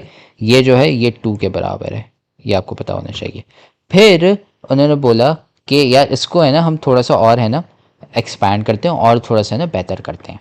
तो उन्होंने बोला कि यार अगर मेरे पास लेट्स से 7 है और यहाँ पे स्क्वायर है और यहाँ पे लेट्स से 5 है, तो उन्होंने इसकी भी डेफिनेशन बना दी। हमने बोला कि यार 2 जो है ना जो हमेशा स्क्वायर होगा, स्क्वायर वाला नंबर हम उसको न्यूमरेटर में डालेंगे एक्सपोनेंट में, और जो यहाँ पे होगा ना जो आपका रूट के साथ उसको हम डिनोमिनेटर में डालेंगे, ठीक है। अब इसको अगर मैं ऐसे भी लिख लूँ ना, यहाँ पे ब्रैकेट लगा के फिर भी स्क्वायर लिखूँ, नो इश्यूज, इसका मतलब वही सेम होता है कि ये स्क्वायर हो रहा है, ठीक है। ये जो स्क्वायर यहाँ पे लिखा हुआ है ना इसका मतलब ये कि ये स्क्वायर यहाँ पे आप लिखो या फिर आप ऐसे अंदर लिखो, ठीक है। अगर आप ऐसे यूं ब्रैकेट लगा के लिखो, ठीक है, या फिर आप ऐसे यूं लिखो, बात एक ही है, फर्क नहीं पड़ता, ठीक है। इसको भी आप है ना एज 7 to the 2/5 लिख सकते हो, ठीक है। ये हो गया आपका दूसरा रूल, ठीक है। ये है ना यहाँ पे लिखा हुआ है, ये मैंने सिंपल तरीके से मैंने आपको लिख के दे दिया, ये अंग्रेज़ी पढ़ने की ज़रूरत नहीं है, ठीक है। आसान सा हो गया, ठीक है। ये आपके इंडिसेस हो गए। अब यहाँ पे एग्जांपल्स दी हुई हैं, ठीक है। 9 to the power of ½ तो मतलब स्क्वायर रूट ऑफ 9 जो 3 का बराबर होता है। 64 to the power 1/3 वो होता है 4 के बराबर, और ऐसे ही और है एग्जांपल्स, ठीक है। ये डेफिनेटली आप प्रैक्टिस करें, हेल्प होगा आपको, ठीक है। और आंसर्स और ये वर्किंग यहाँ पे दी हुई है, वही सिंप्लीफिकेशन है यहाँ पे अब, ठीक है। यार यहाँ पे लिखा हुआ है 8 to the power 2/3। यार इसका मतलब मुझे पता है कि यार कि इसका मतलब क्या है कि यार मैं क्यूब रूट टू द 8 और फिर मैं स्क्वायर लगा दूँ, सेम ही बराबर होते हैं ना, सेम मतलब है। अब मुझे पता है कि यार क्यूब रूट ऑफ 8 तो 2 होता है, तो मैंने 2 लगा दिया उसकी जगह, और यहाँ पे ब्रैकेट में मेरे पास स्क्वायर पड़ा हुआ है, और 2 स्क्वायर तो बहुत आसान होता है कि यार ये तो 4 होता है, दैट्स इट। अच्छा, अब दूसरे एग्जाम्पल पे आ गए, ठीक है। 36 to the 3/2 हमेशा है ना, सबसे पहले आप रूट होता है ना उसको हमेशा सॉल्व किया करो, ठीक है। और फिर है ना आप उसको सॉल्व किया करो, जो आपका पावर होता है ना, 19 to 36 multiply by 36 multiply by 36 करोगे तो बहुत बड़ा हो जाएगा नंबर। फिर आप है ना उसको बोलोगे यार अब इसका रूट निकालो तो बहुत मुश्किल है, 36 छोटा नंबर है, इसका आप रूट आराम से निकाल सकते हो, ये 6 के बराबर होता है। 6 to the 3 कर लिया मैंने, ठीक है। और इसका आंसर होता है 36 × 6 216, ये हो गया, ठीक है। बस बहुत आसान है। फिर नेगेटिव एक्सपोनेंट्स, 2 to the-3, ठीक है। जब भी आपके पास यहाँ पे नेगेटिव आए, ठीक है, आपको सिंपली ये करना है कि यार नेगेटिव मुझे हटाना है। नेगेटिव से है ना ज़िंदगी बहुत कॉम्प्लिकेटेड हो जाएगी। वो आप कैसे करोगे, बस इसको है ना आप डिनोमिनेटर में लेके चले जाओगे और वहाँ पे नेगेटिव हट जाएगा, बस, ठीक है। इसको आप है ना डिनोमिनेटर में लेके आना, ठीक है, 2 to the 3 को, और नेगेटिव हटा दो, बस। ये रूल हो गया इसका, ठीक है। ये होगा इसका। अब यहाँ पे भी वही लिखा हुआ है, ठीक है। अब लेट्स से मेरे पास 36, वो ऊपर हमने जो एग्जांपल किया था 36 to the 3/2, अब मैं -3/2 लिख रहा हूँ यहाँ पे। ये क्या हो जाएगा, इसको मैं फ्रैक्शन में लेके चला गया, ठीक है, डिनोमिनेटर में, और यहाँ पे मैंने 3/2 लिख लिया, ठीक है। और हमने ऊपर सॉल्व किया था, ये 216 के बराबर होता है, तो यहाँ पे मैंने बस 216 लिख लिया, बस, दैट्स इट। जब भी आपको नेगेटिव दिखे, ठीक है, इस पूरी चीज़ को डिनोमिनेटर में लेके चले जाओ और नेगेटिव हटा दो, ठीक है। ये हो गया नेगेटिव एक्सपोनेंट्स। अब हम है ना क्वेश्चन 2 शुरू करते हैं, ठीक है। तो क्वेश्चन 2 का जो पार्ट 1 है, ठीक है, सबसे पहले इसको हम इस फॉर्म में लिख लेंगे, ये हमने पढ़ा हुआ है 36। फिर आ गया दूसरा पार्ट, ठीक है, उसमें 29 को हमने सिंप्लीफाई कर लिया, स्क्वायर रूट बन गया, बस, दैट्स इट। फिर तीसरा पार्ट आ गया, उसका भी वही सीन होगा। ये जो 1/32 है, ठीक है, ये होगा आपका 2 to the power -5, ये इस फॉर्म में लिखा जाएगा, ठीक है, क्योंकि 2 to the power 5 होता है 2 to the power 5 32 होता है, क्योंकि ये डिनोमिनेटर में, तो 2 to the power -5, और इसकी पावर है 1/5 के बराबर, ठीक है। ये मल्टीप्लाई होके 2 to the power -1 बन गया, ठीक है, जो हम सिंप्लीफाई करके हाफ लिख सकते हैं। इसका आंसर हाफ है, बस। फिर आ गया चौथा पार्ट। चौथा पार्ट वही है जो हमने पहले लिखा था, बस इसमें है ना -2 है अब, कि ये अब चीज़ है ना डिनोमिनेटर में आ जाती है। तो पहले हमने यहाँ पे जो न्यूमरेटर में पहले हमने खाली लिखा था, अब वही सेम चीज़ हम डिनोमिनेटर में लिखेंगे, उसकी वजह से हमारा आंसर सेम हो जाएगा, बस वो है ना ऊपर की जगह अब नीचे होगा, तो 1/6² और ये 1/36, बस। ऊपर वाले का 36, नीचे वाले का 1/36। जब भी आप नेगेटिव देखें और आपको 2 दफ़ा बोले ना, तो आप उसको बस उसको खाली डिनोमिनेटर में ला लें, ठीक है, उसको फ्रैक्शन को उल्टा कर लें, ठीक है, जैसे 2/3 है उसका आंसर 36 है। अब आपने देखा ये -2/3 आ रहा है, आप बस जल्दी से देख लेंगे यार बस सिर्फ नेगेटिव का साइन है, इसको मैं उल्टा लिख लेता हूँ 1/36।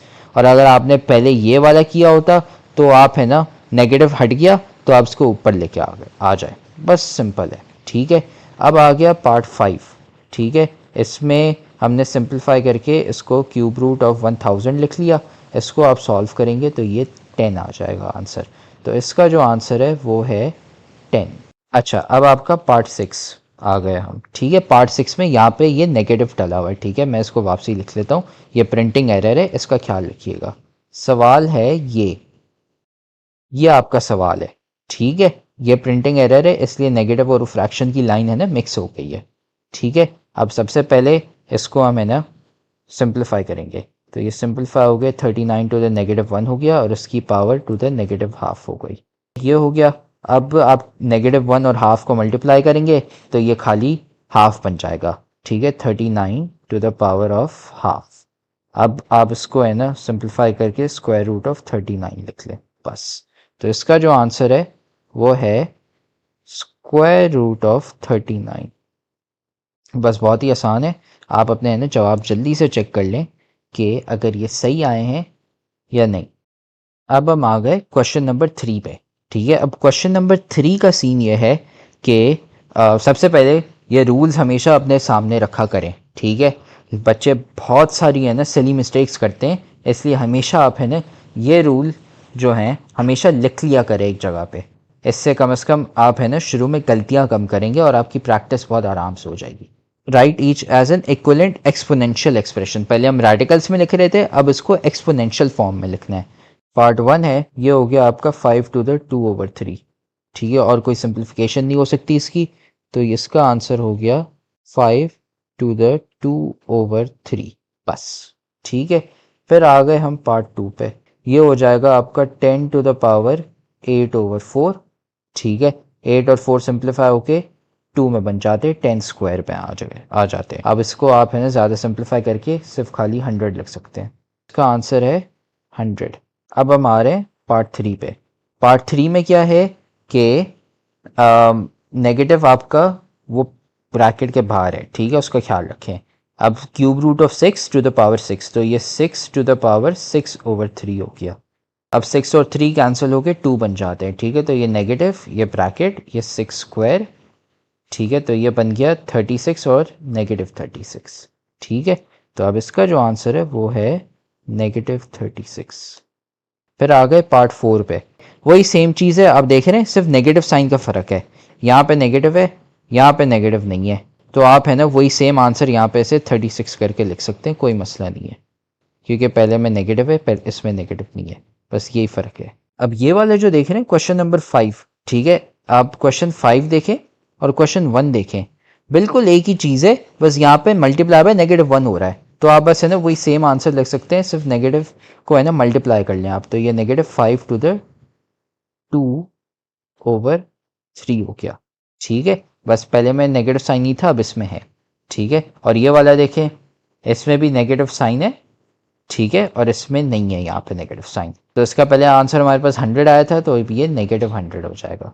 बस ये ख्याल रखें, जब यहाँ पे है ना माइनस के साथ मल्टीप्लाई हो रहा है, पावर इसकी -8 नहीं हुई है, तो उसकी वजह से आप इसको 1/100 नहीं लिखेंगे, वो तब होगा अगर ये टू द पावर ऑफ -8 होता तब, वरना नहीं तो नहीं। यहाँ पे ये -1 से मल्टीप्लाई हो रहा है, इसका ख्याल रखें। ठीक है, शॉर्टकट मारने के चक्कर में कहीं है ना गलत वाला शॉर्टकट ना ले लें, ऐसे करके है ना अब खाई में ना गिर जाएं। ठीक, फिर अब आते हैं हम क्वेश्चन नंबर 4 पे, use the properties of exponents to simplify each of the following. Assume that all variables represent positive numbers. Write all results with positive exponents. ठीक है, तो आप सबसे पहले इन सबको है ना सिंप्लीफाई करना है। ठीक है, तो सबसे पहला वाला जो पार्ट है, अब उसमें क्या होगा, 16 सबकी है ना बेस सेम है, तो इसमें a आपका 16 है, m और n आपके 1/5, 1/4 है, -3/10 है। इसमें आपका प्रोडक्ट और क्वोशंट रूल लगेगा, तो 1/5 प्लस 1/4 माइनस और फिर नीचे -3/10 है, तो डबल माइनस होके ये प्लस हो जाएगा, तो आप कर क्या रहे हैं, 16 टू द 1/5 प्लस 1/4 प्लस 3/10। जब ये आप करेंगे, इसका आप एलसीएम लेंगे और पूरी कैलकुलेशन करेंगे, तो इसका आंसर आएगा 16 टू द 3/4। 16 to the 3/4। अब ये और सिंप्लीफाई हो सकता है क्योंकि 16 है ना, 2 टू द पावर 4 है, इसको सिंप्लीफाई करके ही देना है, वही सवाल ने बोला है। ठीक है, 4 मल्टीप्लाई बाय 3/4 करना है हमने। 2 to the 4 multiply by 3/4 cancel cancel होके 2 टू द पावर 3 आपका आंसर है, वो है 8 के बराबर। तो पहले पार्ट का जवाब है 8। दूसरे पार्ट में क्या है, 7 टू द -1/3। ठीक है, ये वही बस इसमें है ना मल्टीप्लाई करना है और फिर है ना आपका वही प्रोडक्ट रूल लगेगा। 7 टू द -1/3, पहले सबसे आप एक्सपेंशन करेंगे, multiply by 7 to the 5/3 minus 7 to the -1/3 multiply by 7 to the 4/3। आपने एक्सपेंशन कर ली। ठीक है, इसको मैं थोड़ा सा नीचे लिख लेता हूँ ताकि ऊपर वाले के साथ मिक्स ना हो जाए। ठीक है, एक्सपेंशन करने के बाद आप प्रोडक्ट रूल लगा लें। पहले वाले में -1/3 प्लस 5/3 हो जाएगा और दूसरे वाले में -1/3 प्लस 4/3। तो इससे क्या हो जाएगा हमारे पास, दूसरा वाला ये 7 टू द 4/3। ठीक है, और ये 3/3 मतलब 1 है, -7 टू द पावर 1। और अगर आप इसको सिंप्लीफाई करना चाहें तो इसको आप है ना 7 मल्टीप्लाई बाय 7 टू द 1/3 -1 लिख सकते हैं। 7 टू द 1/3 -1। ये आपका जवाब हो गया पार्ट 2 का। फिर आते हैं हम तीसरे पार्ट पे। तीसरे पार्ट में क्या होगा, बेस आपका 2 है, m और n आपके 2/3, 1/7 और 1/2 है। आपका प्रोडक्ट एंड क्वोशंट रूल लग जाएगा यहाँ पे। तो 2 to the 2/3 plus 1/7 minus half, ये आपका हो गया यहाँ पे। तो आप है ना कैलकुलेट करेंगे तो इसका जवाब आएगा, तो ये सिंप्लीफाई होके आप इसको ऐड करेंगे और सब्ट्रैक्ट करेंगे तो आंसर आएगा 2 टू द पावर 13/42। भाई ये लेक्चर तो तुम बहुत मजे से देख रहे हो, लेकिन तुम्हें पता है कि लेक्चर देखने से खाली 90% मार्क्स नहीं आ जाते। असल में भाई मार्क्स कैसे आते हैं, तो भाई ये लेक्चर देखने के बाद आपने नोट्स खुद के बनाने होते हैं और फिर साथ में आपने प्रैक्टिस भी करने होते हैं सवाल। भाई ये हमारा फेवरेट कोट है, 90% marks don't come from just hard work, they come from consistency, smart strategy and proper revision. भाई स्मार्ट तरीके से पढ़ो, स्मार्ट तरीका ये हमने आपको बताया हुआ है, तो साथ में हम आपको तरीका भी नहीं बता रहे, साथ में हम आपको दे रहे हैं भाई नोट्स। जाओ कमेंट सेक्शन में, नोट्स में से आपको मिल जाएंगे भाई उन बच्चों के नोट्स। 300 बच्चे थे जिनके 90% ज्यादा मार्क्स आए थे, उनके नोट्स वहां पे पड़े हुए, लेकिन साथ में उधर नीचे हमने आपको सवाल भी दिए हुए प्रैक्टिस के लिए। ये यहाँ पे पूरी गूगल शीट पड़ी हुई है भाई, यहाँ से जाके सवाल प्रैक्टिस करो। खाली ऐसा कुछ नहीं होता कि हाँ हम लेक्चर देखेंगे हमारे मार्क्स आ जाएंगे, नहीं भाई, नोट्स पढ़ने होते हैं और साथ में इनकी प्रैक्टिस भी करनी होती है सवालों की। ये हो गया पार्ट 3। अब हम आते हैं पार्ट 4 पे। तो अब इसमें क्या होगा, 3 to the -1/2 plus half minus half.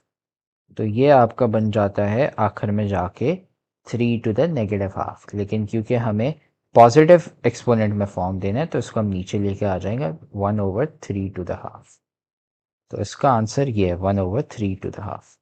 फिर आता है पार्ट 5। पार्ट 5 में सबसे पहले आप सिंप्लीफाई करेंगे। ठीक है, 36 6 स्क्वायर के बराबर होता है, तो 6 स्क्वायर मल्टीप्लाई बाय हाफ, फिर multiply by 6 to the half over 8 है। ठीक है, वो 2 टू द पावर 3 है, तो इसको हाफ यहाँ पे लिख लिया, टाइम्स 27। अब 27 है वो 3 क्यूब के बराबर है। ठीक है, तो 3 क्यूब टू द हाफ, और ये पूरा क्यूब हो रहा है। अब इसको आप सिंप्लीफाई करेंगे, 6 स्क्वायर मल्टीप्लाई बाय हाफ 6 हो गया। ठीक है, और इसको आप है ना ऐड कर रहे हैं फिर हाफ से, तो ये 6 टू द 1 प्लस 1/2 हो गया, तो ये 3/2 हो गया आपका। बहुत आसान है। फिर उसके बाद नीचे 2 टू द 3/2 और टाइम्स 3 टू द 3/2 है। अब नीचे जो है आप, और ये पूरा है ना क्यूब हो रहा है। ठीक है, नीचे अब जो है मैं 3/2 कॉमन आउट ले लूंगा। क्यों कॉमन आउट ले लूंगा, यहाँ पे रूल आपने पढ़ा था। ठीक है, ये वाला power of a product rule. ठीक है, ये वाला यहाँ पे लगेगा, तो ये 2 टाइम्स 3। ठीक है, तो ये 6 टू द 3/2 हो गया आपका। ठीक है, और ये 6^3/2 हो गया, और ये आपका क्यूब हो गया। अब आप देख रहे हैं न्यूमरेटर और डिनोमिनेटर सेम है, तो ये कैंसिल होके ये बस 1 हो जाएंगे, तो आपका आंसर है 1 क्यूब, जो 1 के बराबर है। यहाँ पे आप आ गए और यहाँ पे आपने इक्वल टू 1 कर दिया। छठे पार्ट में यहाँ पे लिखा हुआ है 2187, ठीक है, a⁵, b⁵17।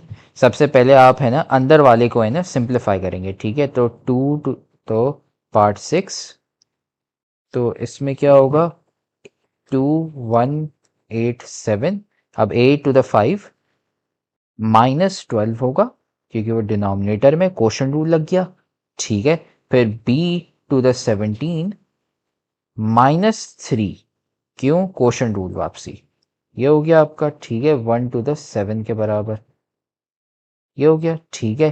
फिर आप करेंगे ये, तो सबसे पहले आपका ये हो गया 2187, a⁵ -12 a⁵ हो गया ये, ठीक है, और b आपका हो गया 14, और ये हो गया 1/7, ठीक है। अब आप सब चीज़ों को है ना 1/7 से मल्टीप्लाई कर देंगे, 2187 1/7, ठीक है, फिर a⁻7 टाइम्स 1/7, फिर b 14 टाइम्स 1/7।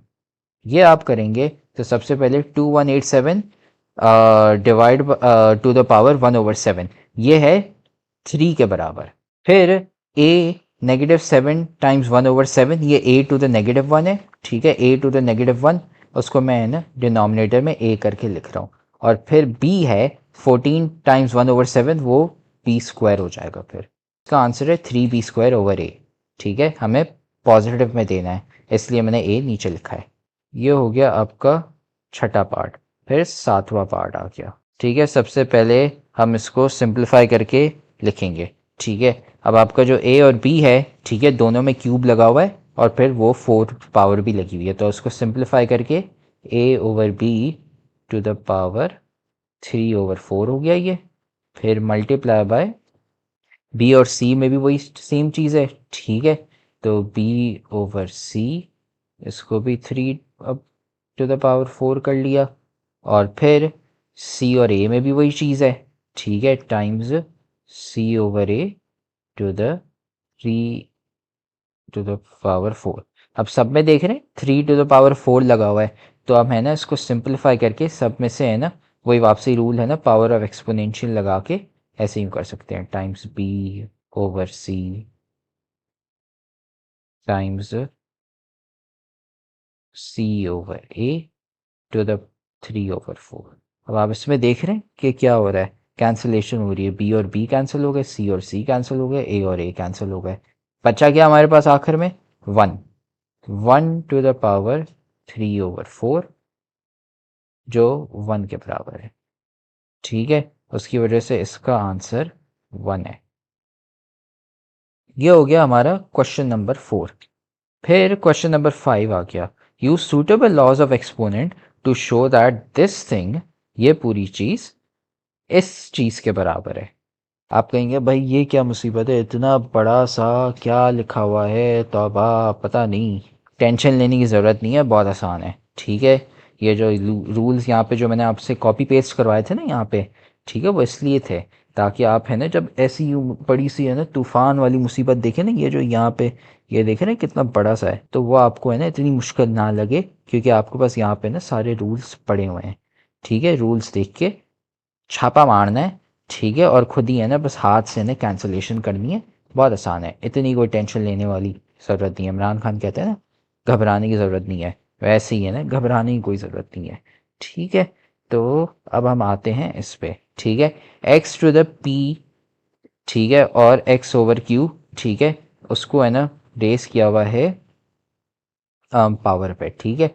तो सबसे पहले सिंप्लीफाई करेंगे हम क्वेश्चन नंबर 5 में, ठीक है, x⁵p⁻q कर लेंगे, ठीक है, क्वोशंट रूल लग गया, ठीक है, और फिर मल्टीप्लाई बाय p+q होगा, ठीक है, ये मल्टीप्लाई बाय y का q और r, ठीक है, तो वापसी क्वोशंट रूल लग के तो ये हो जाएगा q - r, और ये वापसी यहाँ पे जो पावर लगी हुई है ये हमने पावर वापसी लगा दी यहाँ पे, ठीक है, क्यू प्लस आर, ये मल्टीप्लाई बाय यहाँ पे जी आर माइनस पी हो जाएगा क्योंकि क्वोशंट रूल लगा यहाँ पे, ठीक है। ये मैंने यहाँ से आपसे यहाँ पे मैंने कॉपी पेस्ट क्यों करवाए थे, ताकि आप ये क्वोशंट रूल प्रोडक्ट रूल सब आसानी से लगा सको।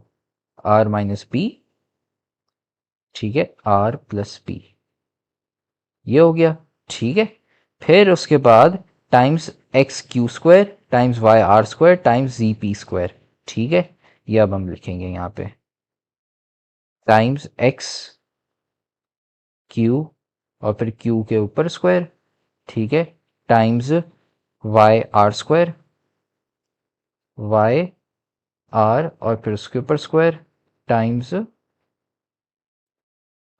जी पी और फिर उसके ऊपर स्क्वायर, जी पी और इसके ऊपर स्क्वायर, ठीक है, ये हो गया, ठीक है। अब हम है ना इसको है ना सिंप्लीफाई करते हैं, ठीक है। सबसे पहले ये मल्टीप्लाई होके हो जाएंगे एक्स पी स्क्वायर, ठीक है, फिर multiply by X negative Q square, P times P P square, ये पी क्यू और पी क्यू कैंसिल हो गए और Q square negative Q square बचा, ठीक है। यहाँ पे आ गए हम Y Q square multiply by Y negative R square, ठीक है। फिर यहाँ पे आ गए हम G R square multiply by G negative P whole square, ठीक है, बहुत आसान है। आप बेसिकली कर ये रहे हैं, आर को इससे मल्टीप्लाई कर रहे हैं, फिर आर को इससे मल्टीप्लाई कर रहे हैं, फिर पी को इससे और फिर पी को इससे, ठीक है। आखिर में जाके आपके पास आर स्क्वायर बच गया, नेगेटिव पी स्क्वायर हो गया और पी आर और नेगेटिव पी आर कैंसिल हो गए, ठीक है। तो ये है ना आइडेंटिटी है, ठीक है। तो आर स्क्वायर और पी स्क्वायर होके ये जी आर स्क्वायर, फिर मल्टीप्लाई बाय ये वाली चीज़ जो हमने यहाँ पे लिखी थी। अब आप देखेंगे कि ये चीज़ और ये चीज़ कैंसिल हो गए, क्यों, ये नेगेटिव क्यू स्क्वायर है और ये क्यू स्क्वायर है। जब आप इन दोनों को ऐड करेंगे प्रोडक्ट रूल के साथ तो Q square minus Q square बन जाएगा zero, X to the zero one होता है, ये आर स्क्वायर और ये नेगेटिव आर स्क्वायर ये भी हट गया, जी पी स्क्वायर और ये पी स्क्वायर हट गया।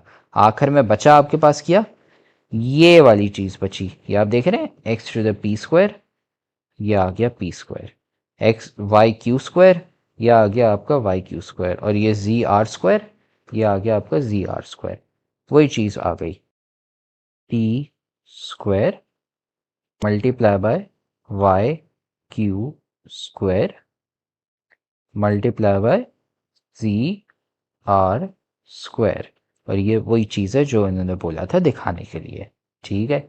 बस देखिए तीन लाइन का सिर्फ था। इससे हो गई आपकी एक्सरसाइज 1.2 कंप्लीट। अब बस बची है सिर्फ एक्सरसाइज 1.3, वो आराम से है ना, बस छोटी सी है, वो है ना अगले लेक्चर में हम कंप्लीट कर लेंगे, ठीक है।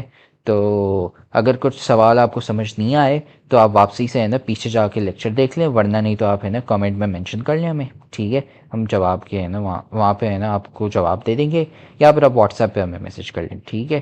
तो तब तक के लिए सब्सक्राइब कर लें और है ना देखते रहिए फेडरल का मार्जिन।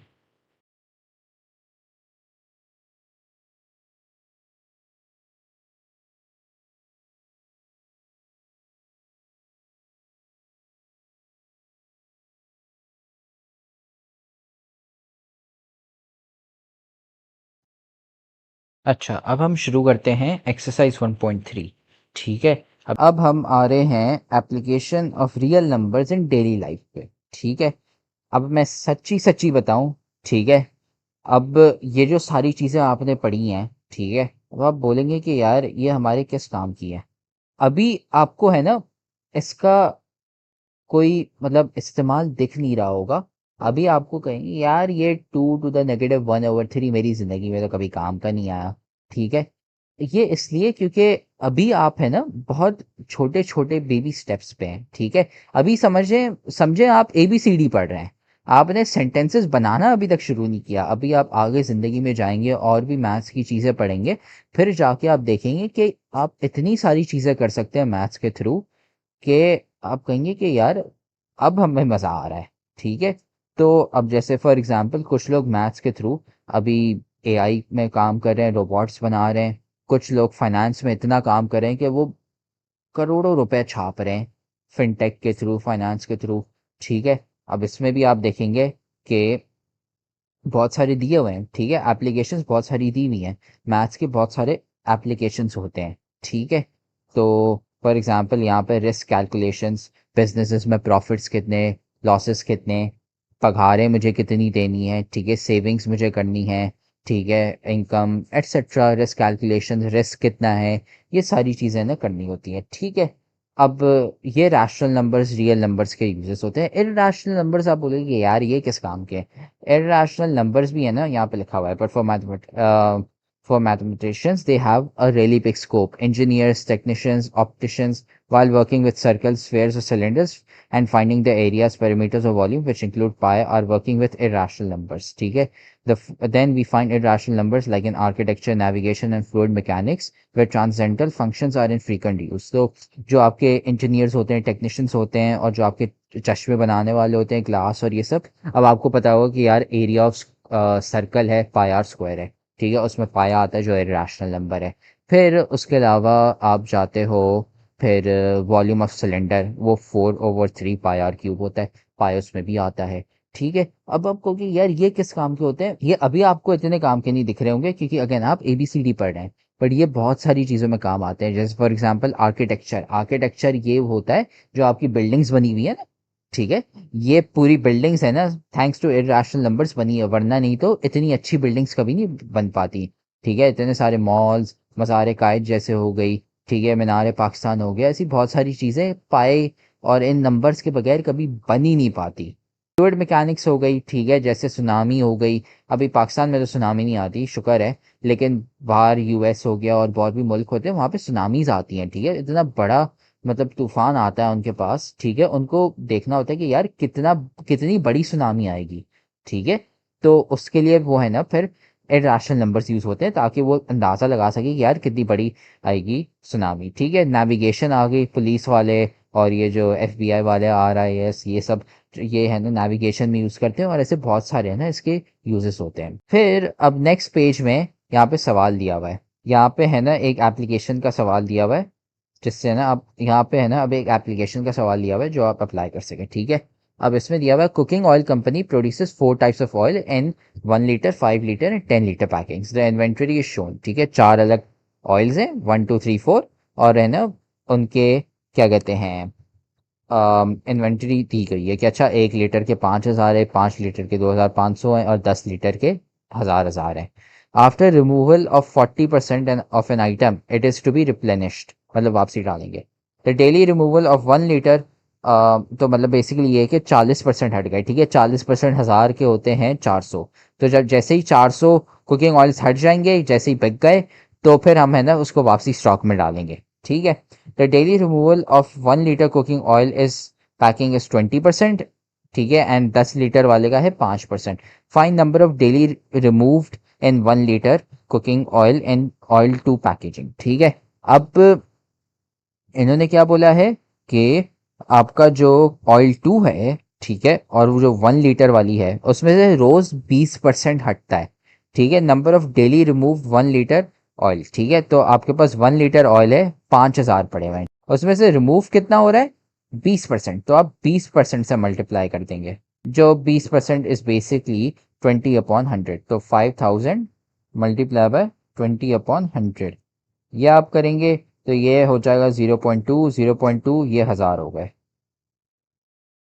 ठीक है, इसका मतलब ये है कि रोज कुकिंग ऑयल 2 जो है ना, उसके 1,000 जो आइटम्स है ना, 1,000 पैकेट्स हैं, कैंस हैं जो, या कोई भी, वो हटाए जा रहे हैं। ठीक है, फिर कह रहा है after how many days 1 litre cooking oil 2 are to be replenished. हमें सबसे यहाँ पे कह रहा था कि 40% के बाद है ना स्टॉक वापसी चला जाएगा। ठीक है, तो हम सबसे पहले 5,000 का है ना 40% निकालेंगे। ठीक है, तो इससे हमारे पास आ गया, ये है 2,000 के बराबर।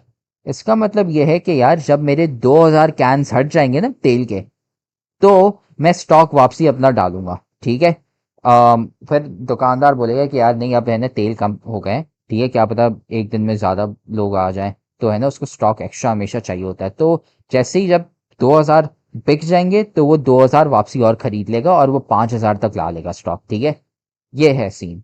अब जो पहला दिन था, ठीक है, उसमें 1000 बिक गए। तो पहले दिन के बिकने के बाद हमारे पास बचे कितने, जब हमने 1000 बेच दिए तो बचे कितने, हमने 1000 बेच दिए तो 4000 बचे, ठीक है। फिर उस 4000 में से कितने बचे, 4000 के 20% और बिके, ठीक है। तो 4000 मल्टीप्लाई बाय 20%, ठीक है। ये आप करेंगे ये 800 हो जाएगा। हमें 3000 जब आएंगे तब हम है ना वापसी स्टॉक मंगवाएंगे, ठीक है। 4000 हो गए, 4000 में से मैंने वापसी 800 हटा दिया, ठीक है। 4000 में से 800 बिक गए। फिर मेरे पास जब दूसरा दिन है उस दिन स्टॉक मेरे पास 3200 ऑयल्स होंगे। फिर अब 3200 है, ठीक है। अब इसको है ना मैं वापसी 20% करूँगा, ठीक है, वो हटाऊंगा।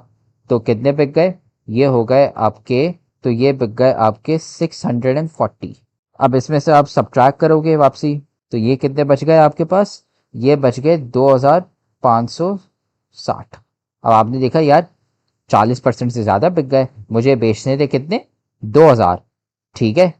जब 2000 बिक जाएंगे तो 3000 कैंस बचेंगे, बट अभी बचे हुए कितने हैं, 2560, ये 3000 से कम है।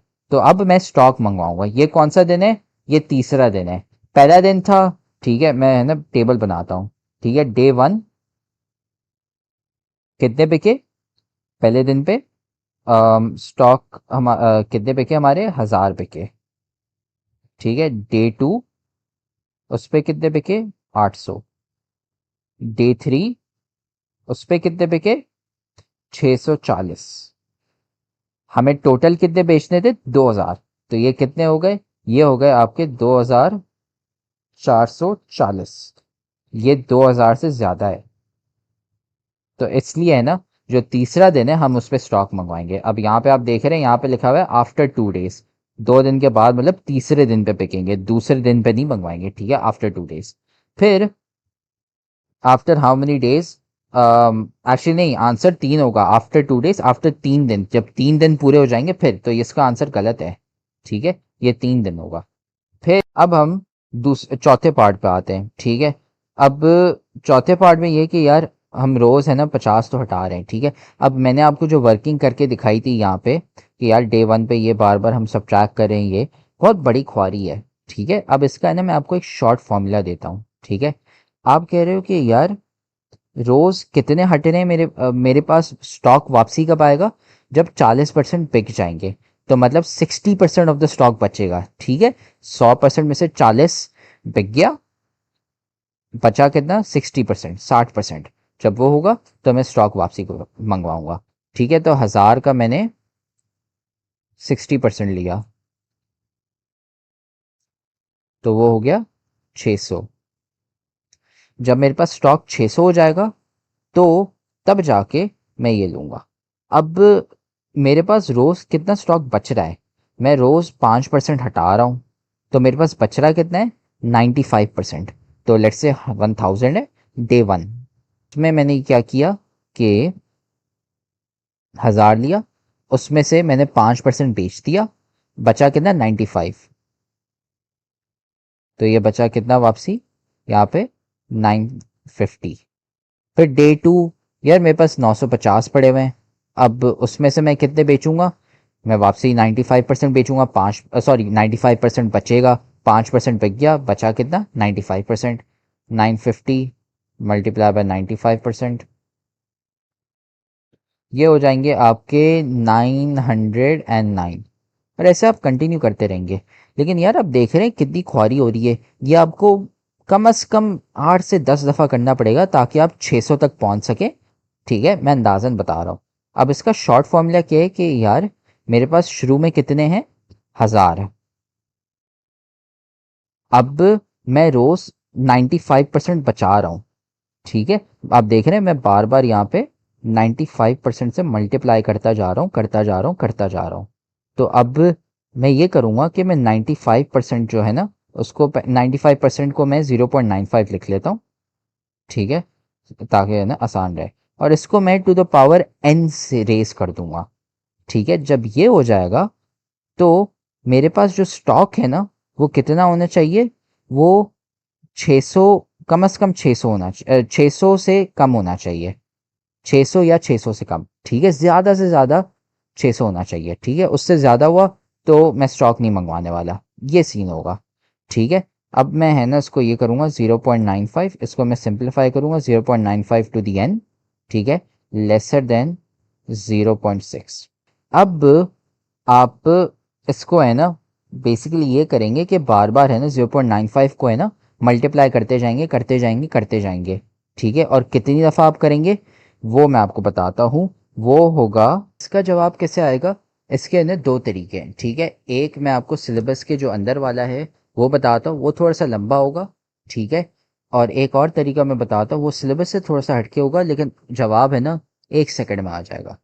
पहला तरीका क्या है कि यार आप 0.95 को बार बार मल्टीप्लाई करते जाएं करते जाएं करते जाएं करते जाएं, ठीक है, तो उससे क्या होगा, आंसर आपके पास आ जाएगा, n है ना 10 के बराबर होगा। तो इसका मतलब ये है कि हमें 10 दिन के बाद है ना स्टॉक वापसी मंगवाना पड़ेगा, जब 11वां दिन होगा ना तब, ठीक है, यहाँ पे ना ये गलत लिखा हुआ है, ये गलत सॉल्व हुआ है, ठीक है। दूसरा तरीका ये है कि यार अम, इसमें है ना मैं ये करूँगा कि मैं इस कैलकुलेटर में डाल दूंगा n, ठीक है, ये है ना रीस ऑर्गेनाइज होकर आ जाएगा लॉग, ठीक है, ln of 0.6 over ln of 0.95। ये ln क्या है, ये आप अभी फ़िलहाल भूल जाएं, क्यों, अभी फ़िलहाल आप सिर्फ है ना कैलकुलेटर में ये डाल दें क्योंकि ये एक वो चैप्टर है जो आप बाद में पढ़ेंगे। वो जो ln है ना वो होता है लोगैरिथम्स का चैप्टर, ये देख रहे हैं, लोगैरिथम्स यूनिट 2। सवाल इन्होंने है ना गलत जगह पे है ना गलत जगह पे दिया हुआ है, ठीक है, ये सवाल है ना होना चाहिए बाद में, ठीक है, लेकिन दिया हुआ है इन्होंने पहले चैप्टर में, आपने एलन नहीं पढ़ा हुआ, इससे है ना आप देखें ये कैलकुलेटर में आपने डाल दिया, सुकून से आंसर आ गया, 1 सेकंड में बार बार मल्टीप्लाई करने की ज़रूरत नहीं है। तो आप है ना अभी फ़िलहाल इतनी टेंशन ना लें, नेक्स्ट चैप्टर में आपको पता चल जाएगा कि यार एलन लॉग होता क्या है, ठीक है, लेकिन अभी फ़िलहाल आंसर सिर्फ 10 है, ठीक है। तो हमें आंसर पता चल गया कि यार जब एन 10 हो जाएगा, ठीक है, तो ये आंसर है। अब इसमें क्या कह रहा है ये, on his bank statement Qasim had a balance of 175,000 rupees in his checking account. He wrote one check for 45,790 and another for 112,921. What is his current balance? ठीक है, ये सिंपल है ना, एडिशन सब्ट्रैक्शन है, ठीक है, पार्ट 175,000 उसका शुरू में बैलेंस था, ठीक है, उसमें से उस भाई साहब ने 45,790 हटा दिए, फिर उसके बाद उसने 112,921 हटा दिए, ठीक है, एक एक करके। इसका जवाब क्या आ गया, 16,289 रुपीज़, ठीक है, ये इसके पास है ना अब इतने पैसे बचे हुए हैं।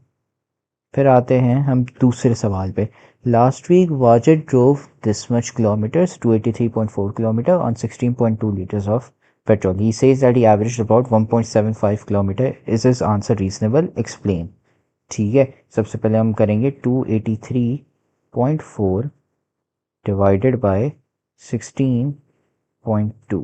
जब इसको हम डिवाइड करेंगे तो हमारा आंसर आएगा, इसका जवाब आएगा लगभग 17.493, ठीक है, ये इसका जवाब ये होगा कि हर लीटर चलाने पर अपने पेट्रोल का उसने 17.493 किलोमीटर ट्रैवल किया है, ठीक है, और यहाँ पे कह रहा है 1.75 किलोमीटर, ठीक है, तो आंसर इसका होगा नो, ठीक है। एक्सप्लेन क्या करेंगे आप कि हम एवरेज जब कैलकुलेट करते हैं तो आंसर ये आ रहा है, बस ये है। फिर तीसरे पार्ट पे आते हैं हम। Salma bought 3.2 yard of fabric for a total price of ₹139.2। How much did the fabric cost per yard, तो हम 139.2 को डिवाइड बाय 3.2 कर लेंगे, इससे क्या होगा हमारे पास पर यार्ड का कॉस्ट आ जाएगा। पर यार्ड का कितना कॉस्ट आएगा, ये होगा 43.5, ठीक है। तो अब जो हमारी जो कॉस्ट प्राइस आई है, ठीक है, तो हमें 1 यार्ड है ना रुपीज़ 43.5 का पड़ा है, रुपीज़ 43.5 पर यार्ड। अब हम आते हैं क्वेश्चन नंबर 4 पे। Momina walks 3.5 kilometre per hour, she took a 12 hour walk, how far did she walk. तो भाई ये हर घंटे, क्वेश्चन नंबर 4 में हर घंटे 3.5 किलोमीटर चलती हैं और इन्होंने है ना 12 घंटे चला है। तो ये कितना हो जाएगा, ये हो जाएगा 35 + 7, 42 किलोमीटर्स ये चली हैं बहन, मोमिना बहन। ठीक है, ये हो गया आपका चौथे पार्ट का आंसर। फिर हो गया the hiking club went on a 7-day trip. ठीक है, 7-day ट्रिप में उन्होंने है ना 5.5 और 7.5 माइल के बीच में चले हैं। ठीक है, it is reasonable to assume that the days the club hiked.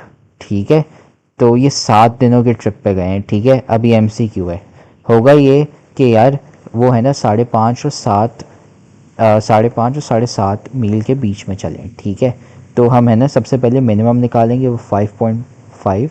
ठीक है, उसको मल्टीप्लाई बाय 7 करेंगे। ठीक है, ये हमारा है ना सबसे मिनिमम है।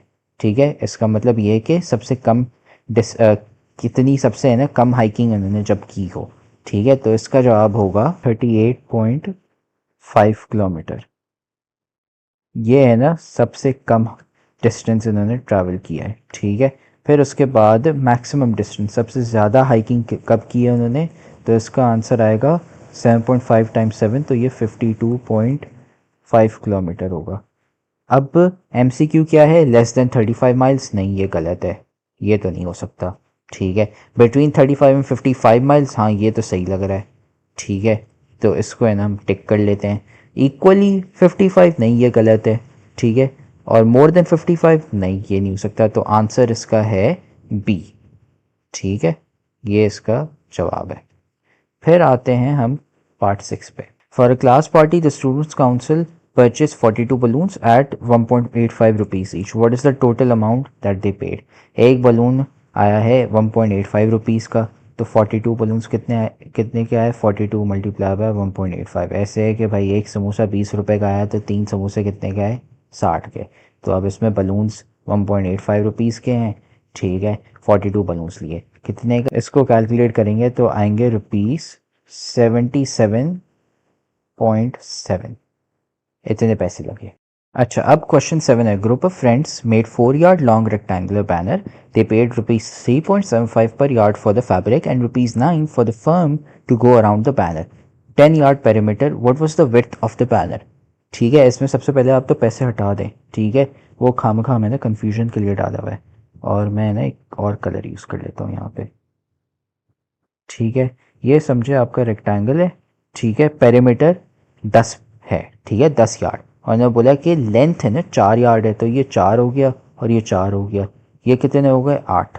ठीक है, 8 में से बचे 2, तो ये एक यहाँ पे आ गया, एक यहाँ पे आ गया, तो आपकी जो विड्थ है ना, विड्थ वो हो गई 1 यार्ड। ठीक है, इसका जवाब ये है। इसमें मैंने पैसे खामखा सिर्फ कन्फ्यूजन डालने के लिए है, बस सुकून से ही हो गया। A shoe factory has an asset for ₹2,000,000, मतलब 2 मिलियन। ठीक है, तो 20 लाख रुपए, of which 3/5 is the capital and rest is dept, find the amount of capital and डेप्ट। ठीक है, बहुत आसान है। ठीक है, इसमें क्या होगा कि 2 मिलियन है, इसका 3/5 जो है ना हिस्सा, ठीक है, वो है कैपिटल। ठीक है, तो ये कितना हो गया, ये हो गया 1.2 मिलियन, तो 1/200। ठीक है, ये हो गया आपका कैपिटल। अब बचा डेप्ट। अब यार 2 मिलियन में से 1.2, 20 लाख में से 12 लाख कैपिटल है, तो बचे कितने, 8 लाख। ठीक है, सब ट्रैक हम करेंगे तो हमारे पास बचेंगे 8 लाख। वो 8 लाख क्या होंगे हमारे, वो होगा हमारा डेप्ट, बचा कुचा। ठीक है, जैसे फॉर्मूला दिया हुआ है उधर, ये हो गया आपका डेप्ट, मतलब उधार। ठीक है, फिर आ गया world's lowest temperature in past 100 years was recorded to be -89.2 Celsius, बहुत ठंड है, at Vostok Antarctica on July 21 1983 convert this temperature into Fahrenheit and Kelvin scales. ठीक है, तो बहुत आसान है। ठीक है, जिसने फिज़िक्स पढ़ी हुई है, केमिस्ट्री पढ़ी हुई है, उसको तो भाई सुकून से हो जाएगा। ठीक है, सबसे पहले सेल्सियस आपका -89.2 है। ठीक है, तो फ़ारेनहाइट, ठीक है, Fahrenheit is equal to 9/5 multiply by -89.2 plus 32। ठीक है, इसको आप कैलकुलेट करेंगे तो आंसर आएगा, इसको आप कैलकुलेट करेंगे तो -128.56 फ़ारेनहाइट्स आएगा। और केल्विन के लिए, ठीक है, आपने करना ये है -89.2 है, ठीक है, उसमें आप ऐड कर लेंगे 273। जब ये आप ऐड कर लेंगे तो आपके पास जो जवाब बचेगा वो होगा 73, 14.2 सब्ट्रैक्ट करेंगे तो ये हो जाएगा 185.8। तो 185.8 केल्विन। ठीक है, ये हो गए क्वेश्चन 9। फिर आ गया क्वेश्चन 10।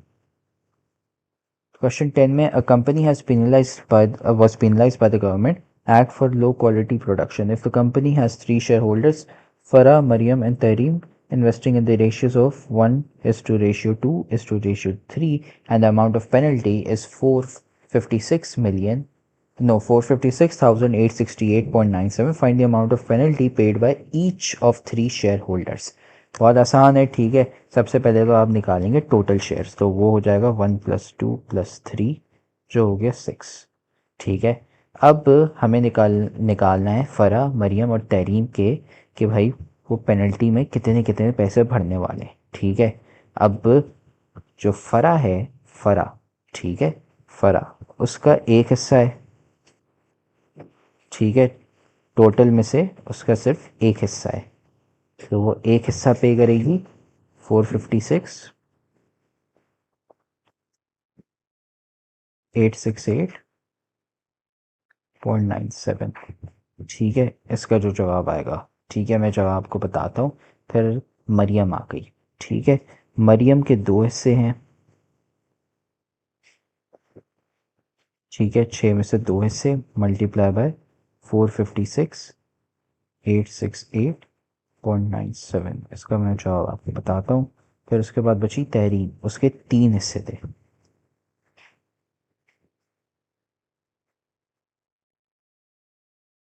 ठीक है, उसके 3 हिस्से थे 6 में से। ठीक है, और वो उसको 6 हिस्से किसके हैं, 856,868.97। अब हम इनके जवाब लिखेंगे। इसका आंसर है 76,144.8। इसका आंसर है 152,289.7 और इसका आंसर 224,434.5। नहीं, और इसका आंसर है 228,434.5। ठीक है, ये जवाब हो गए क्वेश्चन 10 के। ठीक है, इससे हो गई आपकी एक्सरसाइज 1.3 कंप्लीट। अब बस आखिरी सवाल आपके एमसीक्यूज रहते हैं मिसलेनियस एक्सरसाइज के, जो हम अगले वीडियो में करेंगे। ठीक है, अगर आपको कुछ सवाल कोई समझ नहीं आया तो आप वीडियो वापसी देख लें, वरना ये तो आप कमेंट कर सकते हैं और साथ में हमें ना व्हाट्सएप पे भी मैसेज कर सकते हैं। ठीक है, उसके अलावा बाकी आप फेडरल के मार्जिन को डेफिनेटली सब्सक्राइब करें। ठीक है, और अगली वीडियो के है ना फिर आप इंतज़ार करें। तब तक के लिए गुड लक।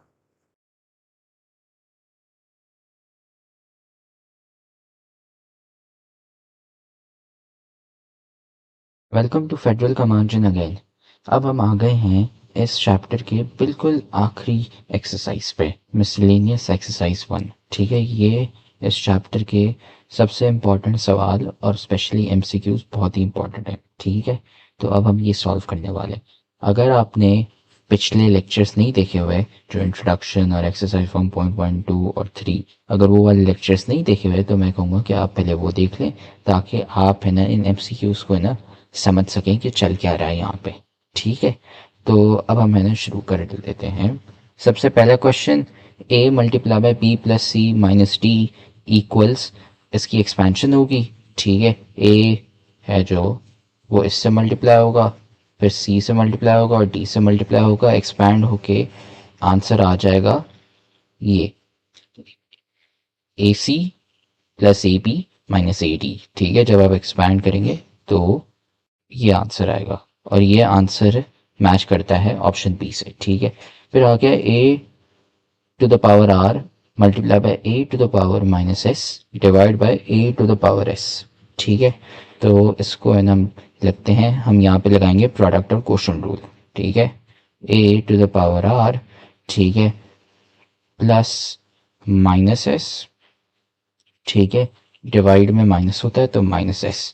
ठीक है, तो ये बन जाता है आपका a to the r minus 2s, बस। ठीक है, तो ये कौन सा है, ये हो गया आपका ये वाला पार्ट डी, ये डी से बराबर है। क्यों, जब आप इसको वो करेंगे डिनोमिनेटर में लेके चले जाएंगे तो ये a to the power r over a to the 2s बन जाता है। ठीक है, ये हो गया आपका दूसरा MCQ।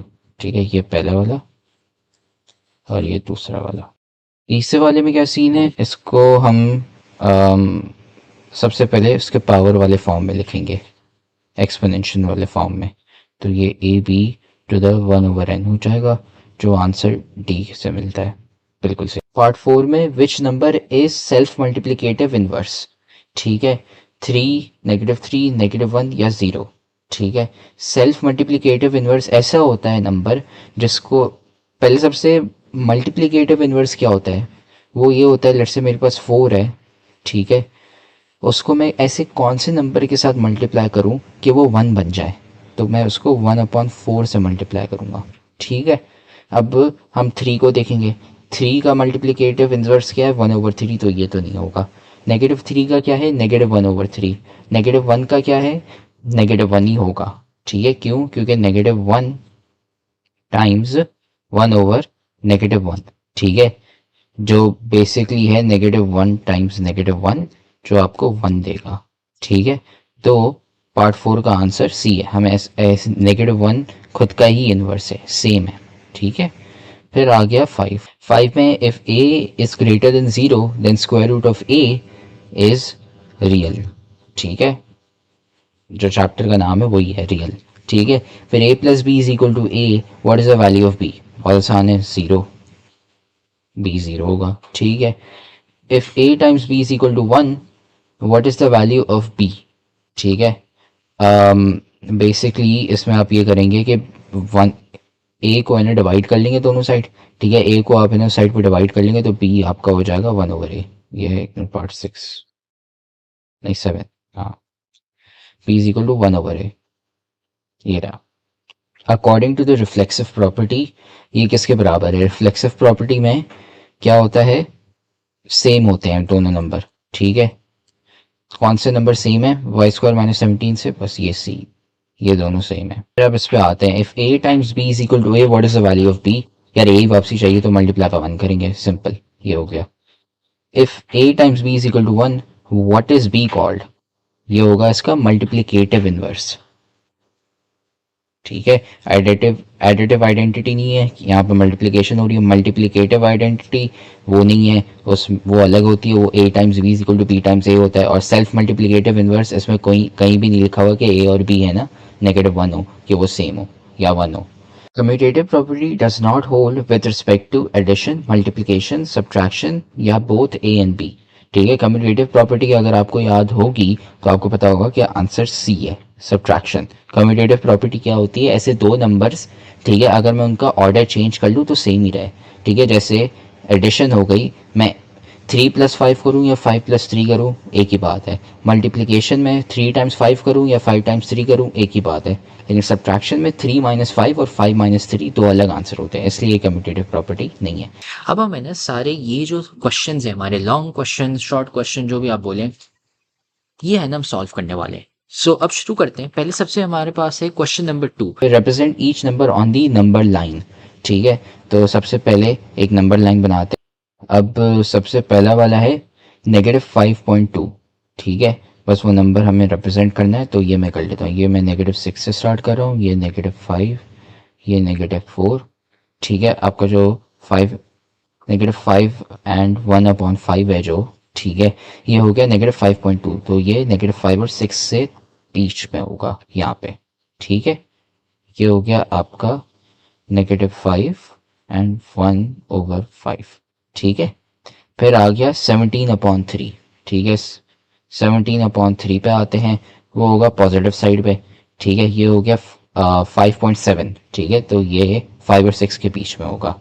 ठीक है, तो 17/3 ये 5 और 6 के बीच में होगा, इसको हमने यहाँ पे बना दिया 5.7, ये रहा। ठीक है, तो ये हो गया 17/3। ठीक है, फिर आ गया -2 और -2 is greater then x which is lesser than 4। -2 is lesser then x which is lesser than 4। ठीक है, अब हम -2 पे गए। ठीक है, और -2 पे ये हमने एक लाइन बना ली यहाँ पे। ठीक है, और इसको यहाँ पे सर्कल मार दिया, सर्कल कलर नहीं होगा। फिर एक और 4 पे चले गए। ठीक है, और यहाँ पे एक सर्कल मार दिया।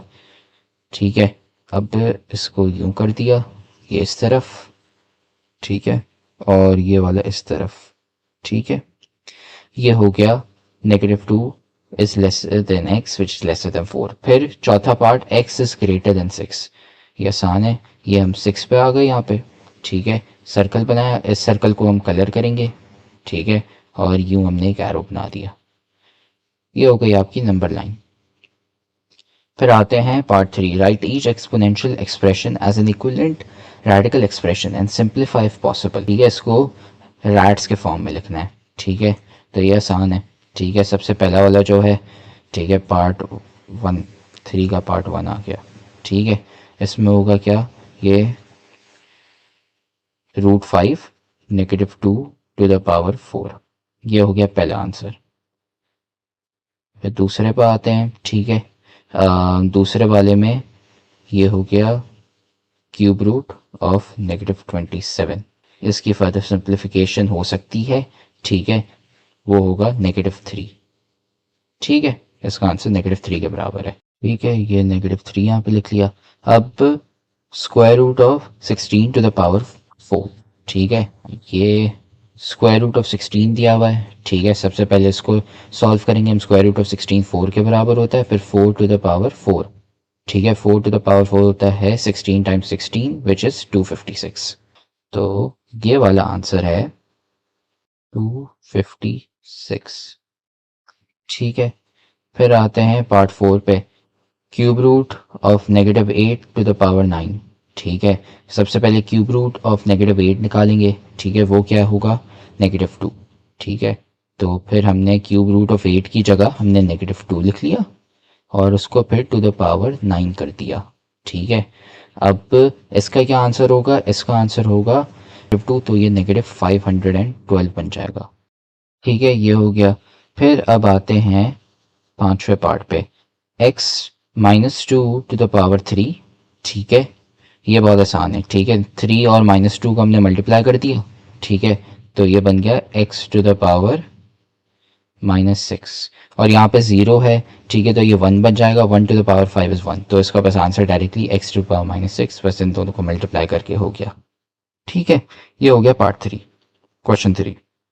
अच्छा, अब आते हैं क्वेश्चन नंबर 4 पे, use the properties of exponents to simplify each of the following. अच्छा, अब इसमें है ना प्रोडक्ट और क्वोशंट रूल लगेगा। ठीक है, जिसमें a आपका -2 है और m और n आपके 3, -4, 1 और -3 हैं। ठीक है, तो 4 पार्ट 1 शुरू करते हैं अब। 4 पार्ट 1। ठीक है, अब इसमें क्या होगा, -2 हमारा बेस है। ठीक है, तो हम करेंगे 3 प्लस -4। ठीक है, फिर +1 और फिर उसके बाद -3। ठीक है, इसको हम सॉल्व करेंगे तो 2 टू द पावर, ये -2 टू द पावर 3 -4 -1 +1 0 और फिर +3, तो ये -2 टू द पावर 3 है। अब इसको आंसर किस फॉर्म में देना है लिखा नहीं हुआ, तो इसको हम इवेलुएट कर लेते हैं। ये हो जाएगा -8, तो इसका आंसर हो गया -8। फिर आते हैं इस वाले सवाल में। अब इसमें क्या होगा, पार्ट 2 में इसमें है ना वही सेम चीज़ होगी। बेस सबसे पहले हम a लेंगे, ठीक है, तो 2, ठीक है, फिर हाफ आपका m है, ठीक है, प्रोडक्ट रूल, फिर +3/4, ठीक है, और -हाफ, ठीक है, ये मल्टीप्लाई बाय, अब हम बेस लेंगे 3, ठीक है, ये 1 +3/2 और -हाफ, ये आपकी एक्सप्रेशन बनेगी।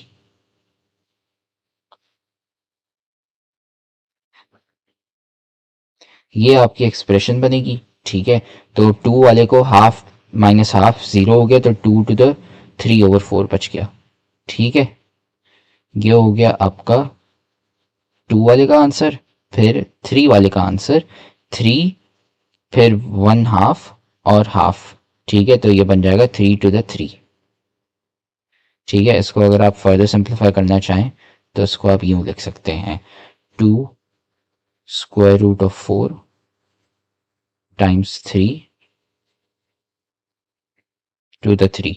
कोई मैंने ना कोई रॉकेट साइंस नहीं लगाई, बस वही रूल मैंने जो आपको पढ़ाए थे ना पहली वीडियोस में कि a b to the n is equal to a to the n b to the n, बस वही यहाँ पे लगाया, कुछ नहीं किया, ठीक है। कोई इतना घबराने की टेंशन नहीं है, ठीक है। अब determine whether each statement is true और फॉल्स, ठीक है। अब ट्रू और फॉल्स वापसी MCQs पे आ गए। If false give an example of a number that shows this statement is true, ठीक है। If every rational number is an integer, ठीक है, every rational number is an integer, false, ठीक है। सारे रैशनल नंबर इंटीजर नहीं होते, ठीक है। एग्जाम्पल कौन सा है, लेट्स से -3.5, वो एक रैशनल नंबर है, ठीक है, जिसको हम एज अ फ्रैक्शन में लिख सकते हैं 7/2, ठीक है। तो ये है ना इंटीजर नहीं है, तो ये फॉल्स है पहला वाला। फिर आ गया every real number is irrational, नहीं, सारे रियल नंबर इरैशनल नहीं होते, कुछ रियल नंबर, एक्चुअली बहुत सारे रियल नंबर रैशनल भी होते हैं, ठीक है, तो ये फॉल्स हो गया, ठीक है। अब इसकी एग्जांपल हमें देनी है, ठीक है। एग्जांपल कोई सा भी है ना रैशनल नंबर लिख लें, ठीक है, तो मैंने 2 लिख लिया, वो रैशनल है। Every irrational number is a real number, true, ये सच है, ठीक है। सारे इरैशनल नंबर रियल नंबर में भी आते हैं। Every integer is a rational number, true, ये भी सच है कि सारे इंटीजर्स रैशनल नंबर में भी होते हैं। फिर every real number is either rational और इरैशनल, ट्रू, यही तो हमने डेफिनेशन बात की थी सबसे पहले लेक्चर में कि आपके जो रियल नंबर होते हैं वो होते हैं आइदर रैशनल या फिर इरैशनल, ठीक है। तो पहले 2 फॉल्स हैं और आखिरी 3 ट्रू है। तो इससे आपकी एक्सरसाइज ये पूरी ख़त्म हो जाती है और इससे आपका पूरा चैप्टर भी ख़त्म हो जाता है, ठीक है। अब हम नेक्स्ट चैप्टर नंबर 2 शुरू करेंगे अगली वीडियो में। अगर आपको कोई सवाल हैं तो आप कमेंट कर दें, या फिर आप है ना लेक्चर वापसी देख लें, या फिर आप है ना हमें व्हाट्सएप कर दें, ठीक है, हम आपको जवाब दे देंगे, ठीक है, अगर कोई सवाल हो आपको। बाकी good luck and make sure आप सब्सक्राइब कर लें फेडरल के मानचन को। तो उम्मीद है अब आपको है ना ये टॉपिक समझ आ गया। हमने सारे के सारे सब्जेक्ट्स और सारे के सारे चैप्टर्स के हमने नोट्स डाले हुए हैं, लेक्चर्स डाले हुए हैं। इधर कमेंट सेक्शन में चले जाओ, नोट्स पढ़े हुए हैं, लेक्चर्स पढ़े हुए हैं, गेस्ट पेपर भी हम आपको दे रहे हैं और इंपॉर्टेंट चीजें भी बता रहे हैं ताकि आपको है ना एग्जाम की डेट्स भी पता चल जाए और आपका एग्जाम मिस ना हो जाए। सारी चीजें हमने कमेंट सेक्शन में डाली थी, वहां से है ना जाके वसूल कर लो इसको। तो आप देख रहे हो कि हमारी इतने सारे बच्चे हैं जिनके 90% ज्यादा मार्क्स आए, क्यों? सवाल देने के साथ साथ हम सिखाते हैं कि भाई आंसर कैसे लिखते हैं। आंसर लिखने का एक तरीका होता है, वो तरीका हम सिखाते हैं सिर्फ और सिर्फ हमारी बैच वाले बच्चों को, इसलिए हमारे इतने सारे बच्चे हैं जिनके 90% ज्यादा मार्क्स आए हैं। तो अगर आप भी हमारी बैच ज्वाइन करना चाहते हैं ताकि आपके भी 90% से ज्यादा मार्क्स आए, तो हमारी बैच खुली है, इस व्हाट्सएप नंबर पे हमें मैसेज कर लो, आपको ये सारी चीजें मिल जाएंगी। हम आपको सिखाएंगे कि भाई आंसर कैसे लिखते हैं। टॉपर बच्चे जो 90% ज्यादा मार्क्स लाते हैं वो आंसर कैसे लिखते हैं ताकि एग्जामिनर मार्क्स काट ही ना सके, ताकि वो एग्जामिनर बोले भाई ये लो फुल मार्क्स। हमें इस व्हाट्सएप नंबर पे मैसेज कर लो और हम आपको ऐड कर लेंगे हमारी बैच में, और फिर आप भी है ना 90% से ज्यादा मार्क्स ला सकते